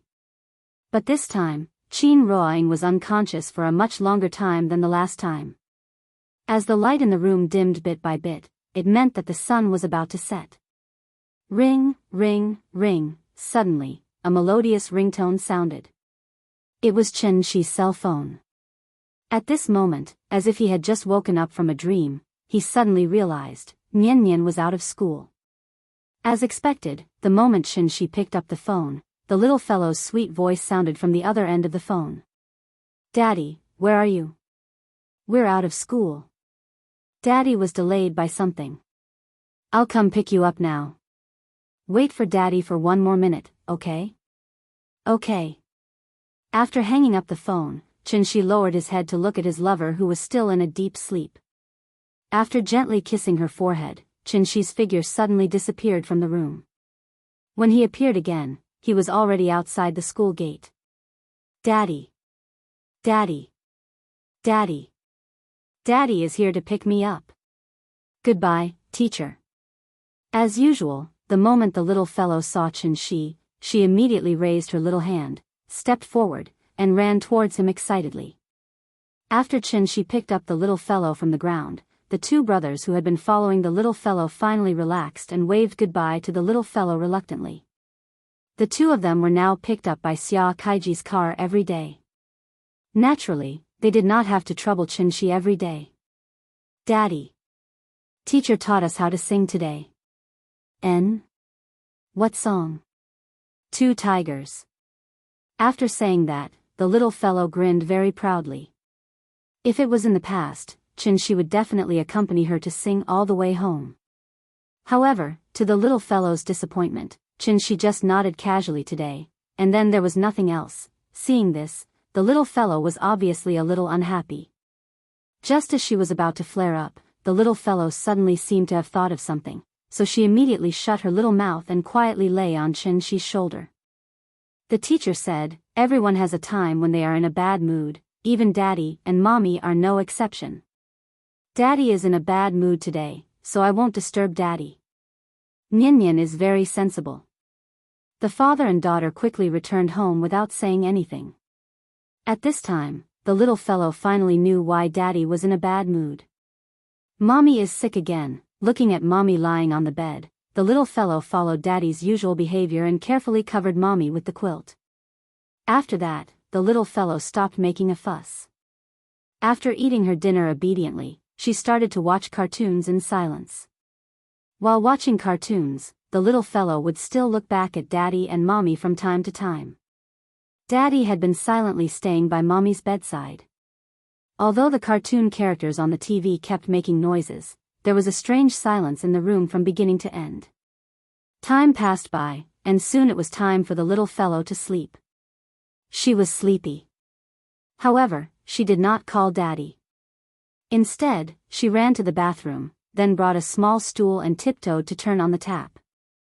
The sudden sound of running water startled Qin. At this time, he finally realized that he had neglected Nian Nian, so he quickly got up to help the little fellow wash up. After washing up, Qin carried her to the bed. The little girl laid down on the bed by herself, and then slipped into the warm blanket like a wisp of smoke. The little fellow covered half of her face with the quilt, only revealing a pair of bright big eyes. Then, she used her big eyes to look at Mommy who was sleeping soundly beside her, then looked at Daddy who was beside her with a cloud of worry. At that moment, the little fellow seemed to have suddenly grown up. She actually hid in the quilt and comforted him in a muffled voice, "Daddy, don't be sad. Mommy will get better." The moment he heard this sentence, Qin's nose twitched, and an indescribable feeling surged in his heart. "Good girl, go to sleep. Daddy knows Mommy will get better. When Mommy gets better, Daddy will take you on a trip, okay?" "Okay." After hearing Qin's words, the little fellow's face suddenly revealed a smile. Then, she suddenly sat up from the bed, leaned over and kissed Qin's face heavily, then obediently lay back down. "Muah. Good night, Daddy. I'm going to sleep." Chapter 398. The little fellow was sensible. In addition to knowing not to cause trouble for Dad, she even learned how to comfort Dad. Therefore, after Nian Nian entered that sweet dreamland, Qin let out a soft sigh in this dark room. "Dad, don't be sad, Mom will get better." The little fellow had already fallen asleep, but her words kept echoing in Qin's ears. Qin silently savored this sentence. After a long time, he was like the prince who kissed Snow White in the fairy tale, kissing the little fellow and Qin Ruoying's face one by one, then got up and left the room. As soon as he opened the door, a cold wind mixed with snowflakes suddenly hit his face. It started to snow in Shangjing City again. Chen Shi withdrew his vital essence, allowing the cold wind to wantonly enter his sleeves, and silently felt the chill brought by the cold wind. The whole sky was dark. There was only a little bit of weak moonlight, which seemed so cold. Chen Shi set up a restriction in the room, so that he could know the situation of Qin Ruoying at the first moment. Then, he flew directly into the dark night sky. He flew very fast, and in the blink of an eye, he had already flown out of Huaxia and arrived above the Pacific Ocean. And the destination of his trip, obviously, it was the waterless cave located in the deep sea. Deep in the cave, Bai Hong and Qing Wan were still like suffering Jesus, hanging high above the cave by Chen Shi. Chen Shi didn't want to kill indiscriminately, so he kept them here. Because of the suppression of the spirit needles and spirit-piercing needles, the injuries of the two people did not get any treatment, but worsened a lot, so they looked very bad. Being in prison was actually a very terrifying thing, especially this kind of cage that was similar to a small dark room.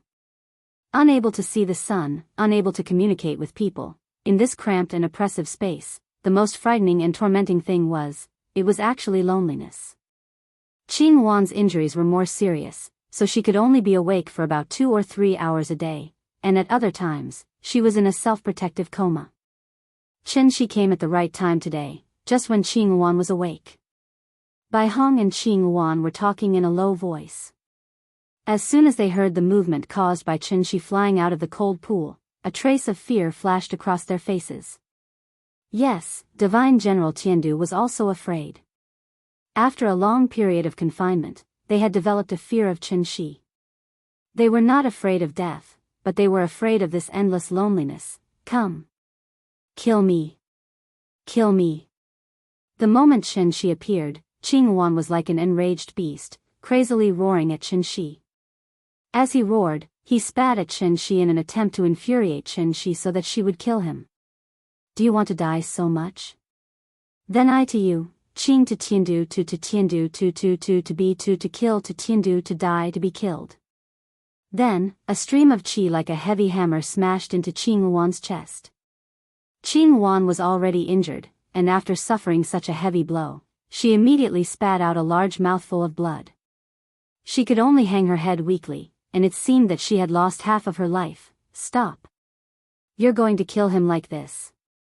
Seeing this, Bai Hong could not help but be anxious. Although she also had the idea of dying early and being free, it was just a thought. Even ants craved for life, not to mention them, the divine generals. Bai Hong did not want to die, and was even more unwilling to see Qing Wan die in front of her. Chen Shi would not come for no reason. Today, he suddenly came. There must be something to ask. Therefore, after a strong struggle in her mind, Bai Hong asked in a tone that was close to begging for mercy, "What do you want to know?" As long as it does not involve the core of Tiandu, I can tell you without reservation. Is that so? Hearing this, Chen Shi smiled with satisfaction. But that smile, it looked a little cold. I want to know everything about the sky-bearing technique and floating dawn mirror. Can you tell me? As he spoke, Chen Shi slowly rose from the ground, and then flew straight to Qing Wan.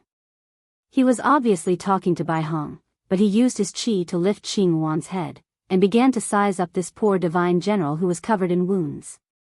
Bai Hong of course understood what Chen Shi meant. If she kept silent, Chen Shi would obviously use the soul-sucking technique on Qing Wan. Seeing this, Bai Hong replied rather straightforwardly, "Sky-bearing technique and floating dawn mirror? No problem, I can tell you, that is the treasure left behind by the divine ancestor. We now call it, soul mirror." Soul mirror? Chen Shi repeated this name, then frowned and asked, "What is its use?" Hearing this, Bai Hong immediately answered honestly, "The 5 great temples and the 13 soul-gathering cauldrons are all related to the soul mirror. Simply put, you can see it as the key to open the gate of heaven. Don't blame me for not telling you. Although the soul mirror is a treasure, it has no practical use. Apart from when it is needed to open the gate of heaven, it can only be placed in the imperial hall as a decoration. Bai Hong thought that Qin Shi was after the divine ancestor's treasure, so she couldn't help but remind him. However, after hearing this, Qin Shi continued to ask, if I were to ascend from the lower realm and enter the gate of heaven, where would I appear? Where is the Imperial Hall? Who is usually in charge of the soul mirror? What is this person's cultivation? Are there any other defensive arrangements around it? Bai Hong was stunned by Qin Shi's series of questions. He stared blankly at Qin Shi for a long while before saying in shock, "You're actually thinking about the soul mirror?" Qin Shi roared impatiently, "Answer my question." Bai Hong was really scared. Looking at Qin Shi's attitude, he really wanted to go to the Imperial Hall to snatch the soul mirror? What kind of place was the Imperial Hall? That was the core of the divine capital, equivalent to the Emperor's throne room. Are you crazy? Bai Hong looked at Qin Shi speechlessly. At this moment, Qin Shi looked like a bloodthirsty gambler. Seeing that Bai Hong was unwilling to answer, he actually pressed his hand on Qing Yuan's head and used the soul-snatching technique. In fact, the soul-snatching technique was not as exaggerated as Qin Shi had said before. This technique had a lot of restrictions. After using it, one could only inquire about some insignificant surface information. If it involved important secrets, the target's soul would automatically hide it, making the caster unable to pry. Since Qing Yuan was a divine general of the divine capital, he obviously had a detailed understanding of the layout of the Imperial Hall. To Qing Yuan, the Imperial Hall was no secret at all. Naturally, it would not be deliberately protected by his soul. Chapter 399. He saw, the moment Qin Shi pressed his palm on Qing Yuan's head, Qing Yuan seemed to have been electrocuted. Her body twitched violently in the unconscious state. Bai Hong was stunned. He never thought that Qin Shi would actually really deal such a vicious blow to Qing Yuan. Stop. At that instant, Bai Hong's eyes were about to split. However, due to the suppression of the soul-setting needle, he could only watch as the Azure One was tortured. Bai Hong struggled with all her might, her eyes flashing with uncontrollable anger. He gnashed his teeth so hard that they creaked, and he looked like a ferocious beast that had lost all reason due to rage. He wished for nothing more than to pounce forward and tear Qin Shi into pieces. But unfortunately, this was just Bai Hong's wishful thinking. Qin Shi was like a cold robot. He completely ignored the pain and anger in his heart and searched for all the information in Cyan Phoenix's mind. Since it was a forced soul search, this secret technique would naturally put a huge burden on the target's divine soul. Therefore, it didn't take long before blood began to seep out of the 7 orifices of the green phoenix, just like when Qin Shi forcibly perceived the entire world. Bai Hong stared blankly as everything unfolded. He didn't understand the soul-snatching secret technique and thought that what Qin Shi had said to scare him was true. Bai Hong could accept that Qin Shi had directly killed Qing Yuan because their skills were not as good as his. But he couldn't accept it. Qin Shi used this method to torture Qing Yuan. Absolutely not. I'm going to kill you. I'll kill you.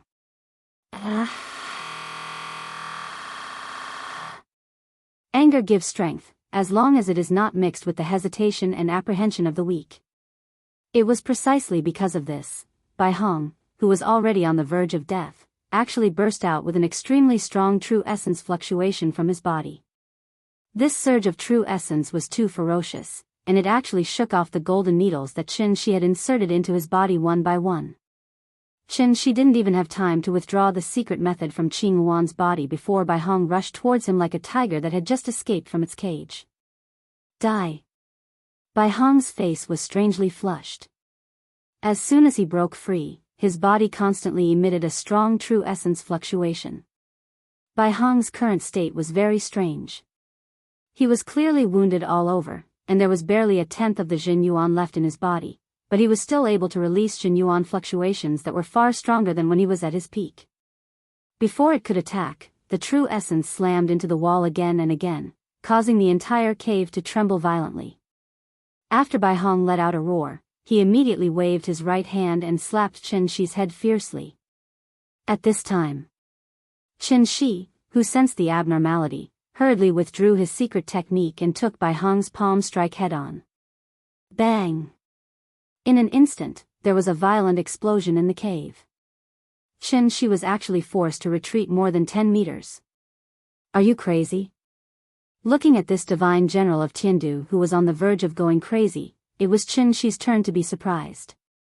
Bai Hong is burning his own yuanying. Yuanying was the result of a cultivator's painstaking cultivation, and it was also the foundation of their abilities. Even if they died, as long as their yuanying was not extinguished, a cultivator would still have a chance to be reborn. Therefore, for a cultivator, yuanying represented everything, even more important than life. Burning yuanying meant giving up everything that he had worked so hard for hundreds or even thousands of years. This kind of damage was irreversible. Once his yuanying was burned out, even if Bai Hong was lucky enough to survive today, he would not be able to cultivate from now on, and for a cultivator, what was the difference between this and death? Bai Hong simply wanted to fight to the death with Chen Shi, not stopping until one of them was dead. Seeing this, Chen Shi finally calmed down.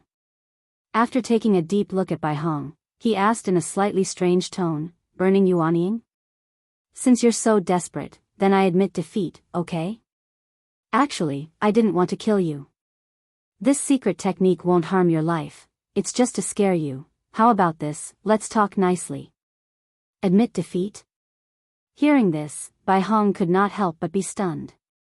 But after thinking about it, he thought that Chen Shi was deliberately stalling for time, so he immediately attacked Chen Shi again. Seeing this, Chen Shi uncharacteristically turned around and ran. He had no intention of fighting with Bai Hong at all. Trying to be a hero depended on the situation. Since Bai Hong had already burned his yuanying, Chen Shi only needed to temporarily avoid the attack. After half an hour, Bai Hong would probably collapse because of his yuanying. Bai Hong clearly knew this, so he wanted to fight to the death with Chen Shi before his yuanying burned out.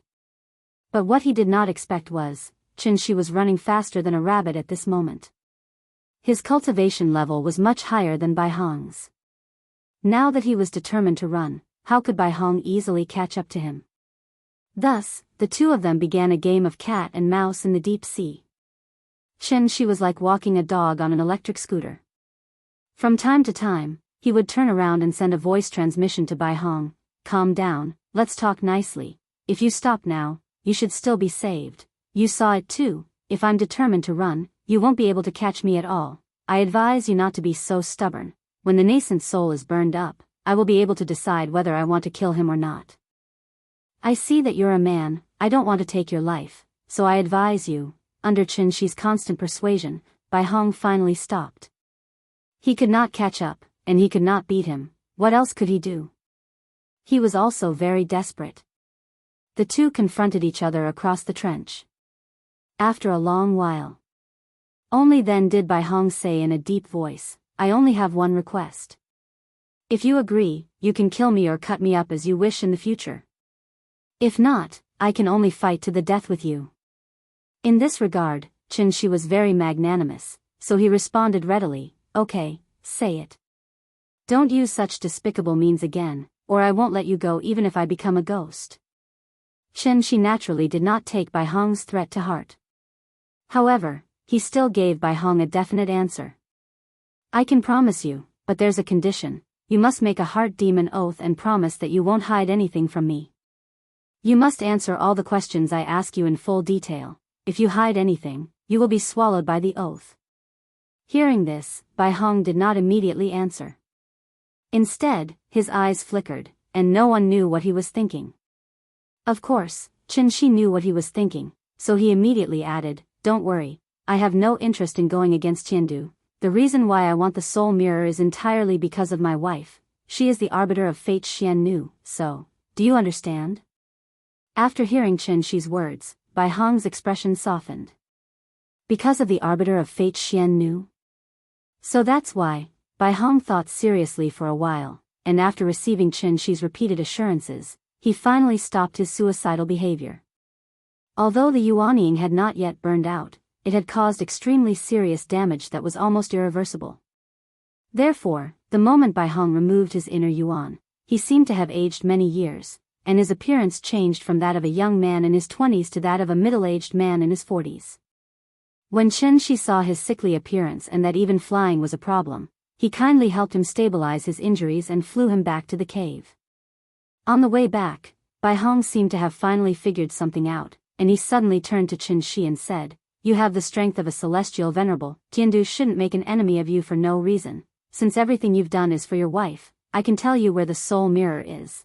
I only hope that you can keep your promise." Hearing this, Chen Shi was overjoyed, and he hurriedly asked, "No problem. As long as you can cure my wife, everything is negotiable. If nothing unexpected happens, the soul mirror should still be in my junior brother's hands." "Your junior brother? Where is he? Did he come down with you?" "When we came, junior brother was still cultivating with master. Now that we haven't returned to Tiandu yet, I'm sure master will personally come down to check. When that time comes, junior brother might come with him." "Alright, what's your junior brother's name? I'll make a note of it so that I can find him in the future." "He's called Wushu." "What? Wushu?" The moment she heard this name, Chen Shi's entire body felt unwell. Chapter 400. Even if Bai Hong burned his yuanying, he was still no match for Chen Shi. Chen Shi avoided him because he did not want to waste his energy. After all, if he could solve the problem peacefully, why would he need to resort to violence? The result was, of course, a happy ending. Bai Hong's life was saved, and Chen Shi also got the answer he wanted. However, the moment he got the answer, Chen Shi did not feel good. The sky-bearing technique and floating dawn mirror was actually in Wushu's hands.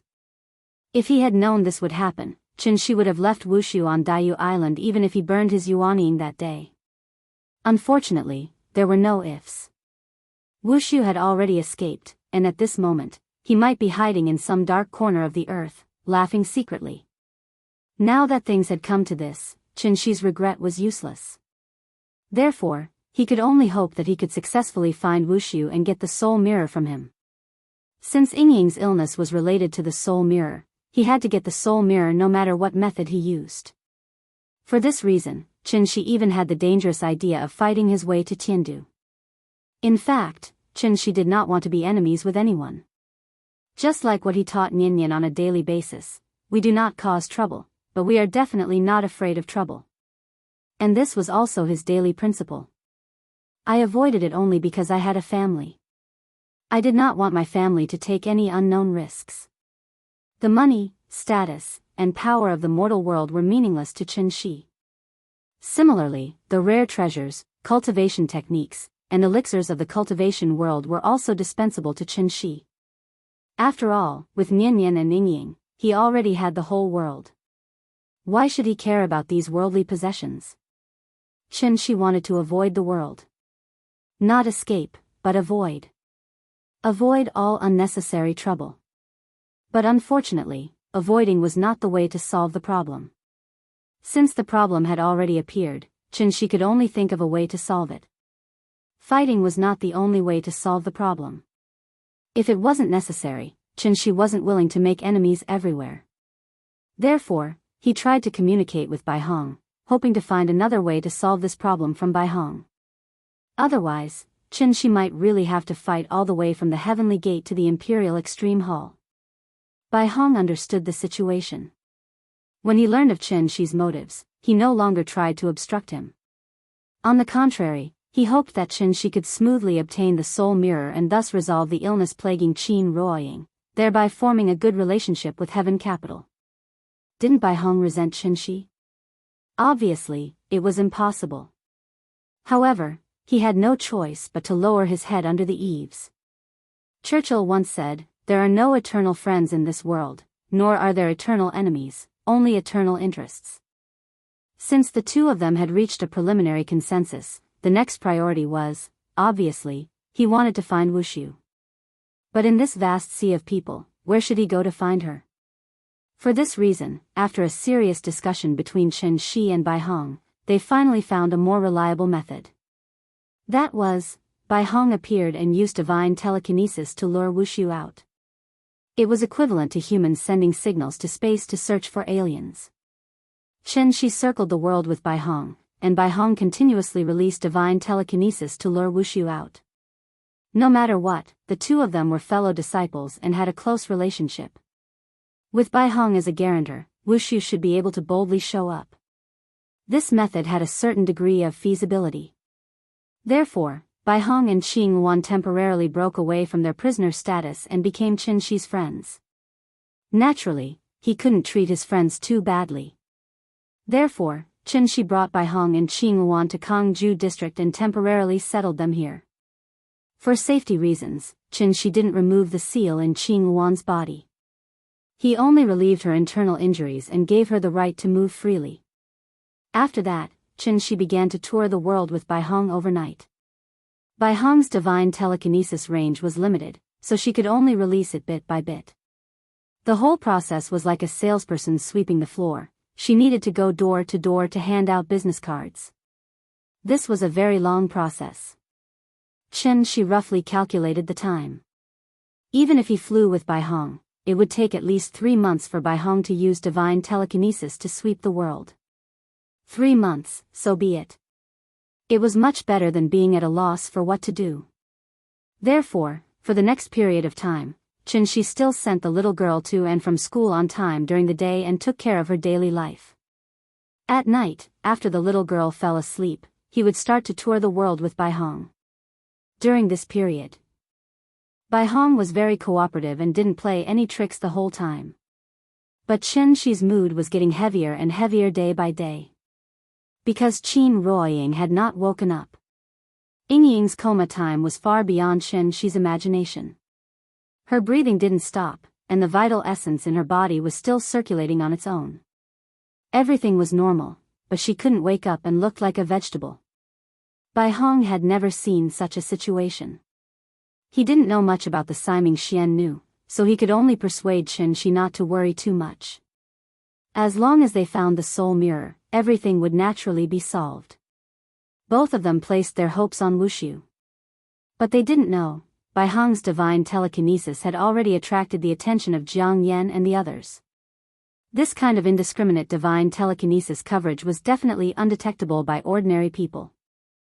But in the eyes of Jiang Yan and the others, this was equivalent to holding a loudspeaker and shouting at the entrance of a village all day long, "Wushu, Wushu, where are you?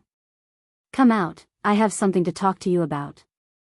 Because of this, Jiang Yan even pretended to call Qin Shi to ask.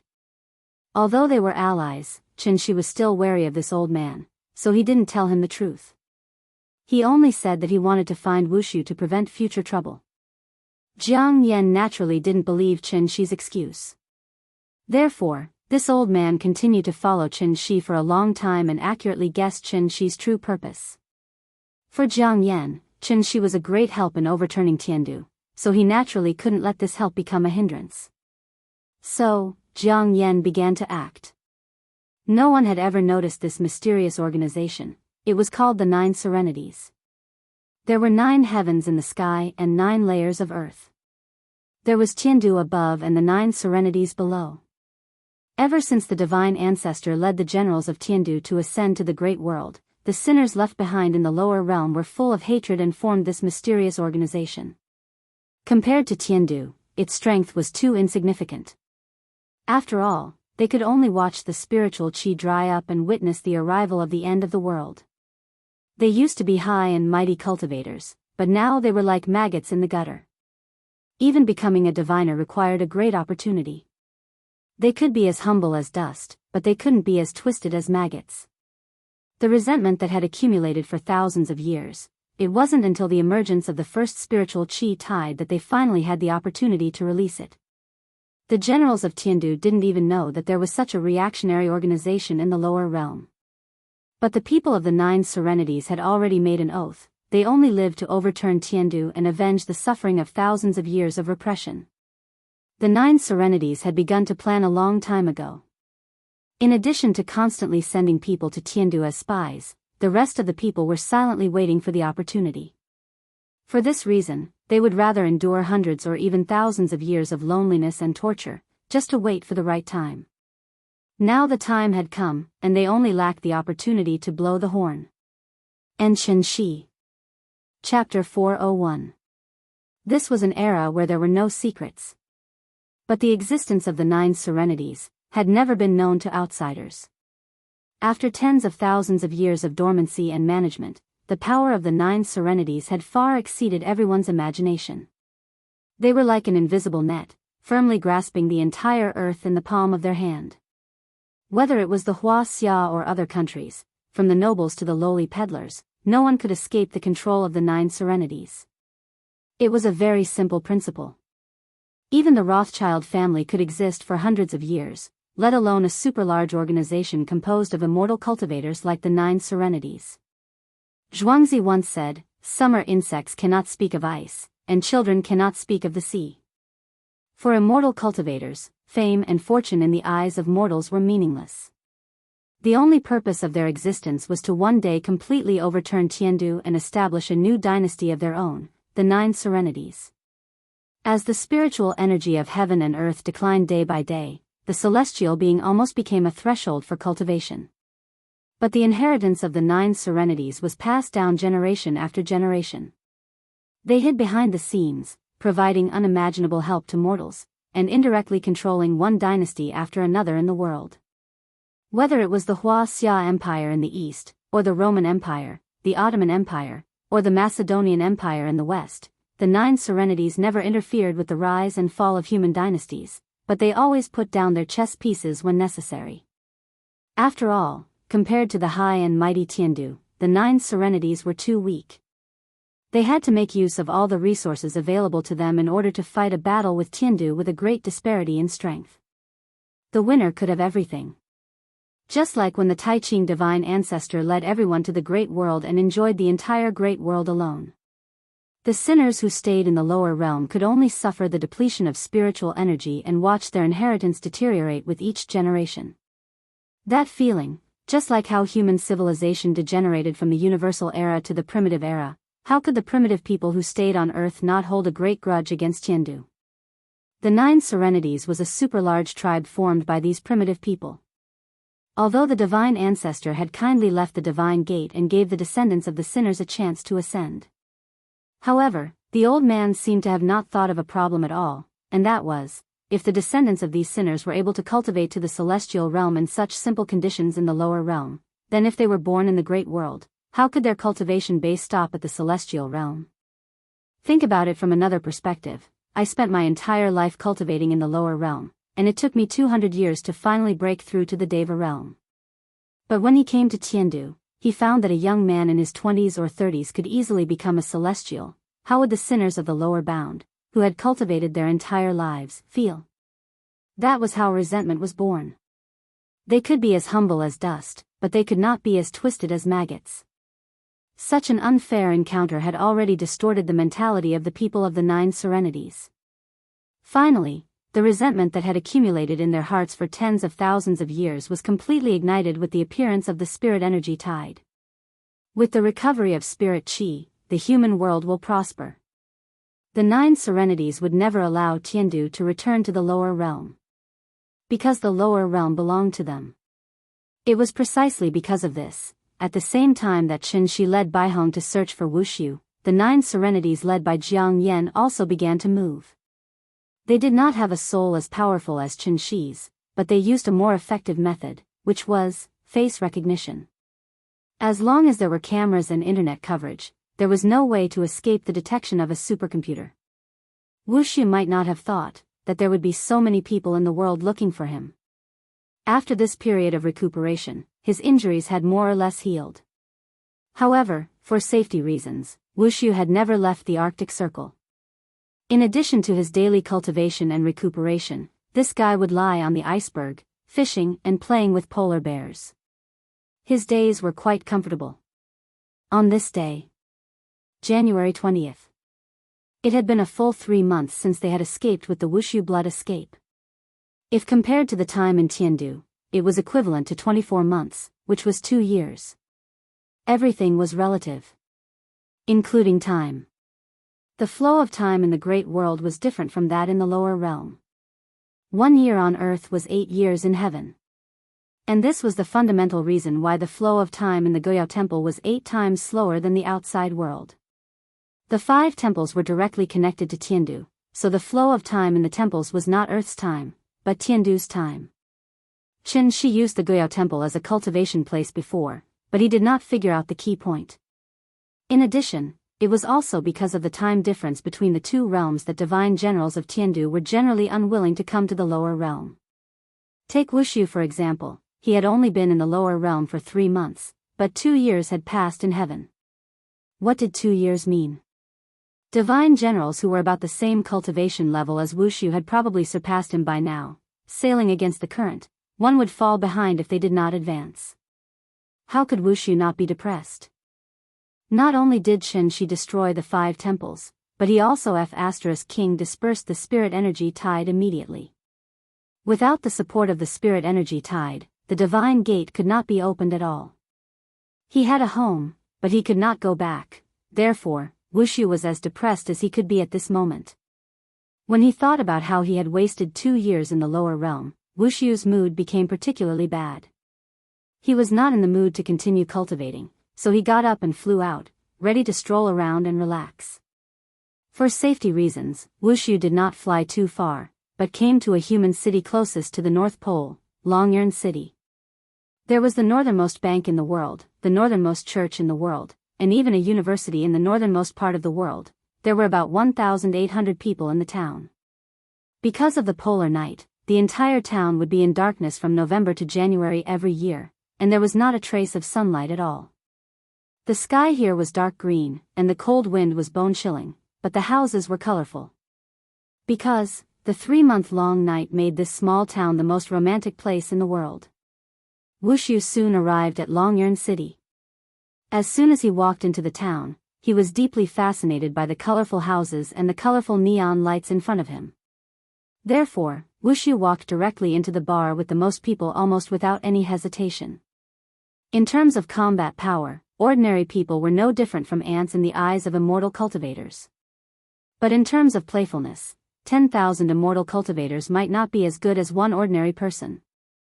Maybe because he had been lonely for a long time, when Wushu came to such a lively place, he could not help but be affected by the atmosphere in the bar.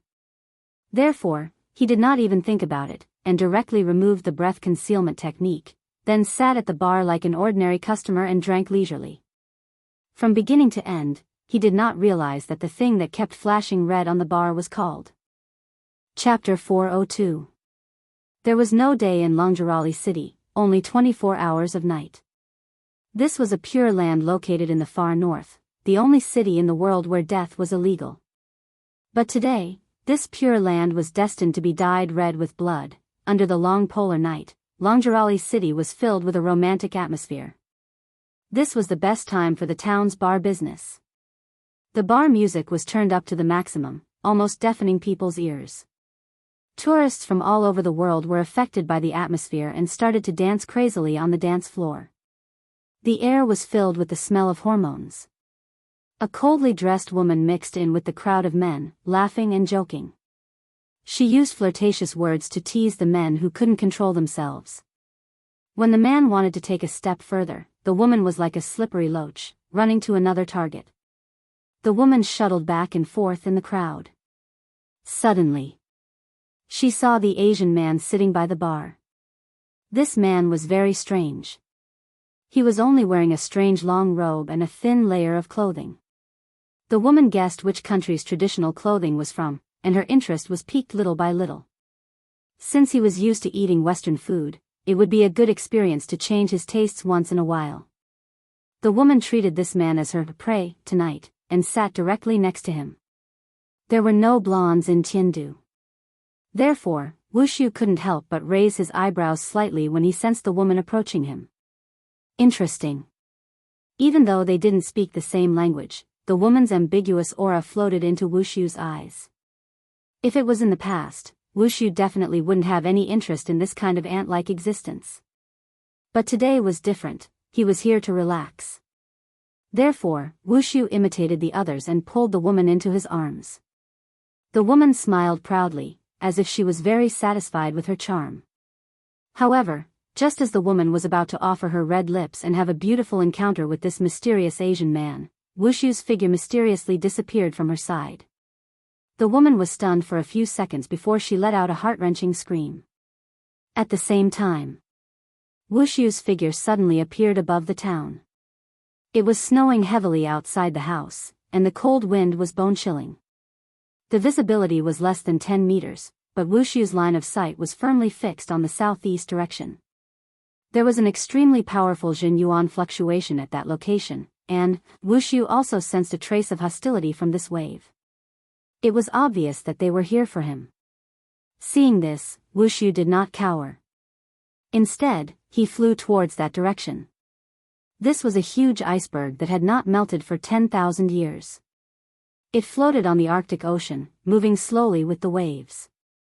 Before Wushu got close, he saw a man standing on the peak of the ice mountain with his hands behind his back. Because they had already fought before, the moment Wushu saw Jiang Yan, he couldn't help but reveal a trace of surprise. This old thief, could it be that he was tired of living and came here to seek death? While thinking, Wushu landed on the ice mountain. At this moment, Jiang Yan slowly turned around and smiled at him. "Divine General Wusu, I haven't seen you in a long time. I've missed you." When Wushu heard this, a trace of disdain appeared on his face. He first looked around and after confirming that Qin was not nearby, he said coldly, "I haven't even thought of looking for you, and you're already in a hurry to die?" "Die? No, no, no." Jiang Yan shook his head and smiled. "Divine General, you don't know this, but I cherish my life very much. It wasn't easy for me to live for 1,000 years, so how could I give up my life so easily?" Wushu did not immediately reply because he had already noticed that something was amiss. Jiang Yan's current state was completely different from last time. Just look at how confident he is. Even if Wushu used his but to think, he knew that if he did not have a certain amount of confidence, Jiang Yan would definitely not come all the way here to die. Wushu was confident, but he was not arrogant. Last time, Wushu was forced to use the blood escape technique by Qin Shi, and he had already suffered a great loss. Therefore, he would not allow himself to fail again. Fighting because of personal feelings was something that only children would do. Therefore, when Wushu saw how confident Jiang Yan was, he immediately wanted to retreat. At this moment, Wushu was very similar to Sima Yi, who was scared off by Zhuge Liang's empty city strategy. Regardless of what Jiang Yan was planning, there was still a long way to go. This debt, he would slowly settle it in the future. After figuring this out, Wushu didn't even say a single word. Instead, he turned into a streak of light and flew toward the horizon. However, at this moment, a golden barrier suddenly appeared in the air. This barrier was like a fishing net, directly trapping Wushu in it. Then, Jiang Yan's sinister laughter sounded again. "Divine General Wushu, where are you going?" Yuanying was not easy to kill. This was something that all immortal cultivators knew. Unless one's cultivation level was suppressed, if the other party was determined to escape, it was actually very difficult to catch them. This was also the reason why Wushu was able to escape from under Qin Shi's nose. Wushu had already escaped once. Jiang Yan knew that Wushu had the blood escape secret technique, so he went back to the floating mist mountain to prepare. He brought the 9 Serenities' 10,000 years of savings with him just to win the first battle. Wushu should not have come here. Because once he came, he would not be able to leave. Wushu's surprise gradually turned into shock when he saw more than 100 celestial beings from Daiyu Island slowly flying toward him. Among these celestial beings, there were more than 20 Yuanying. They were all at the divine general level. The rest were all above the diviner level. How was this possible? More than half of the Jiang family's 300 celestial beings were killed by him. It had only been 3 months since he last saw them. How could there be so many Yuanying?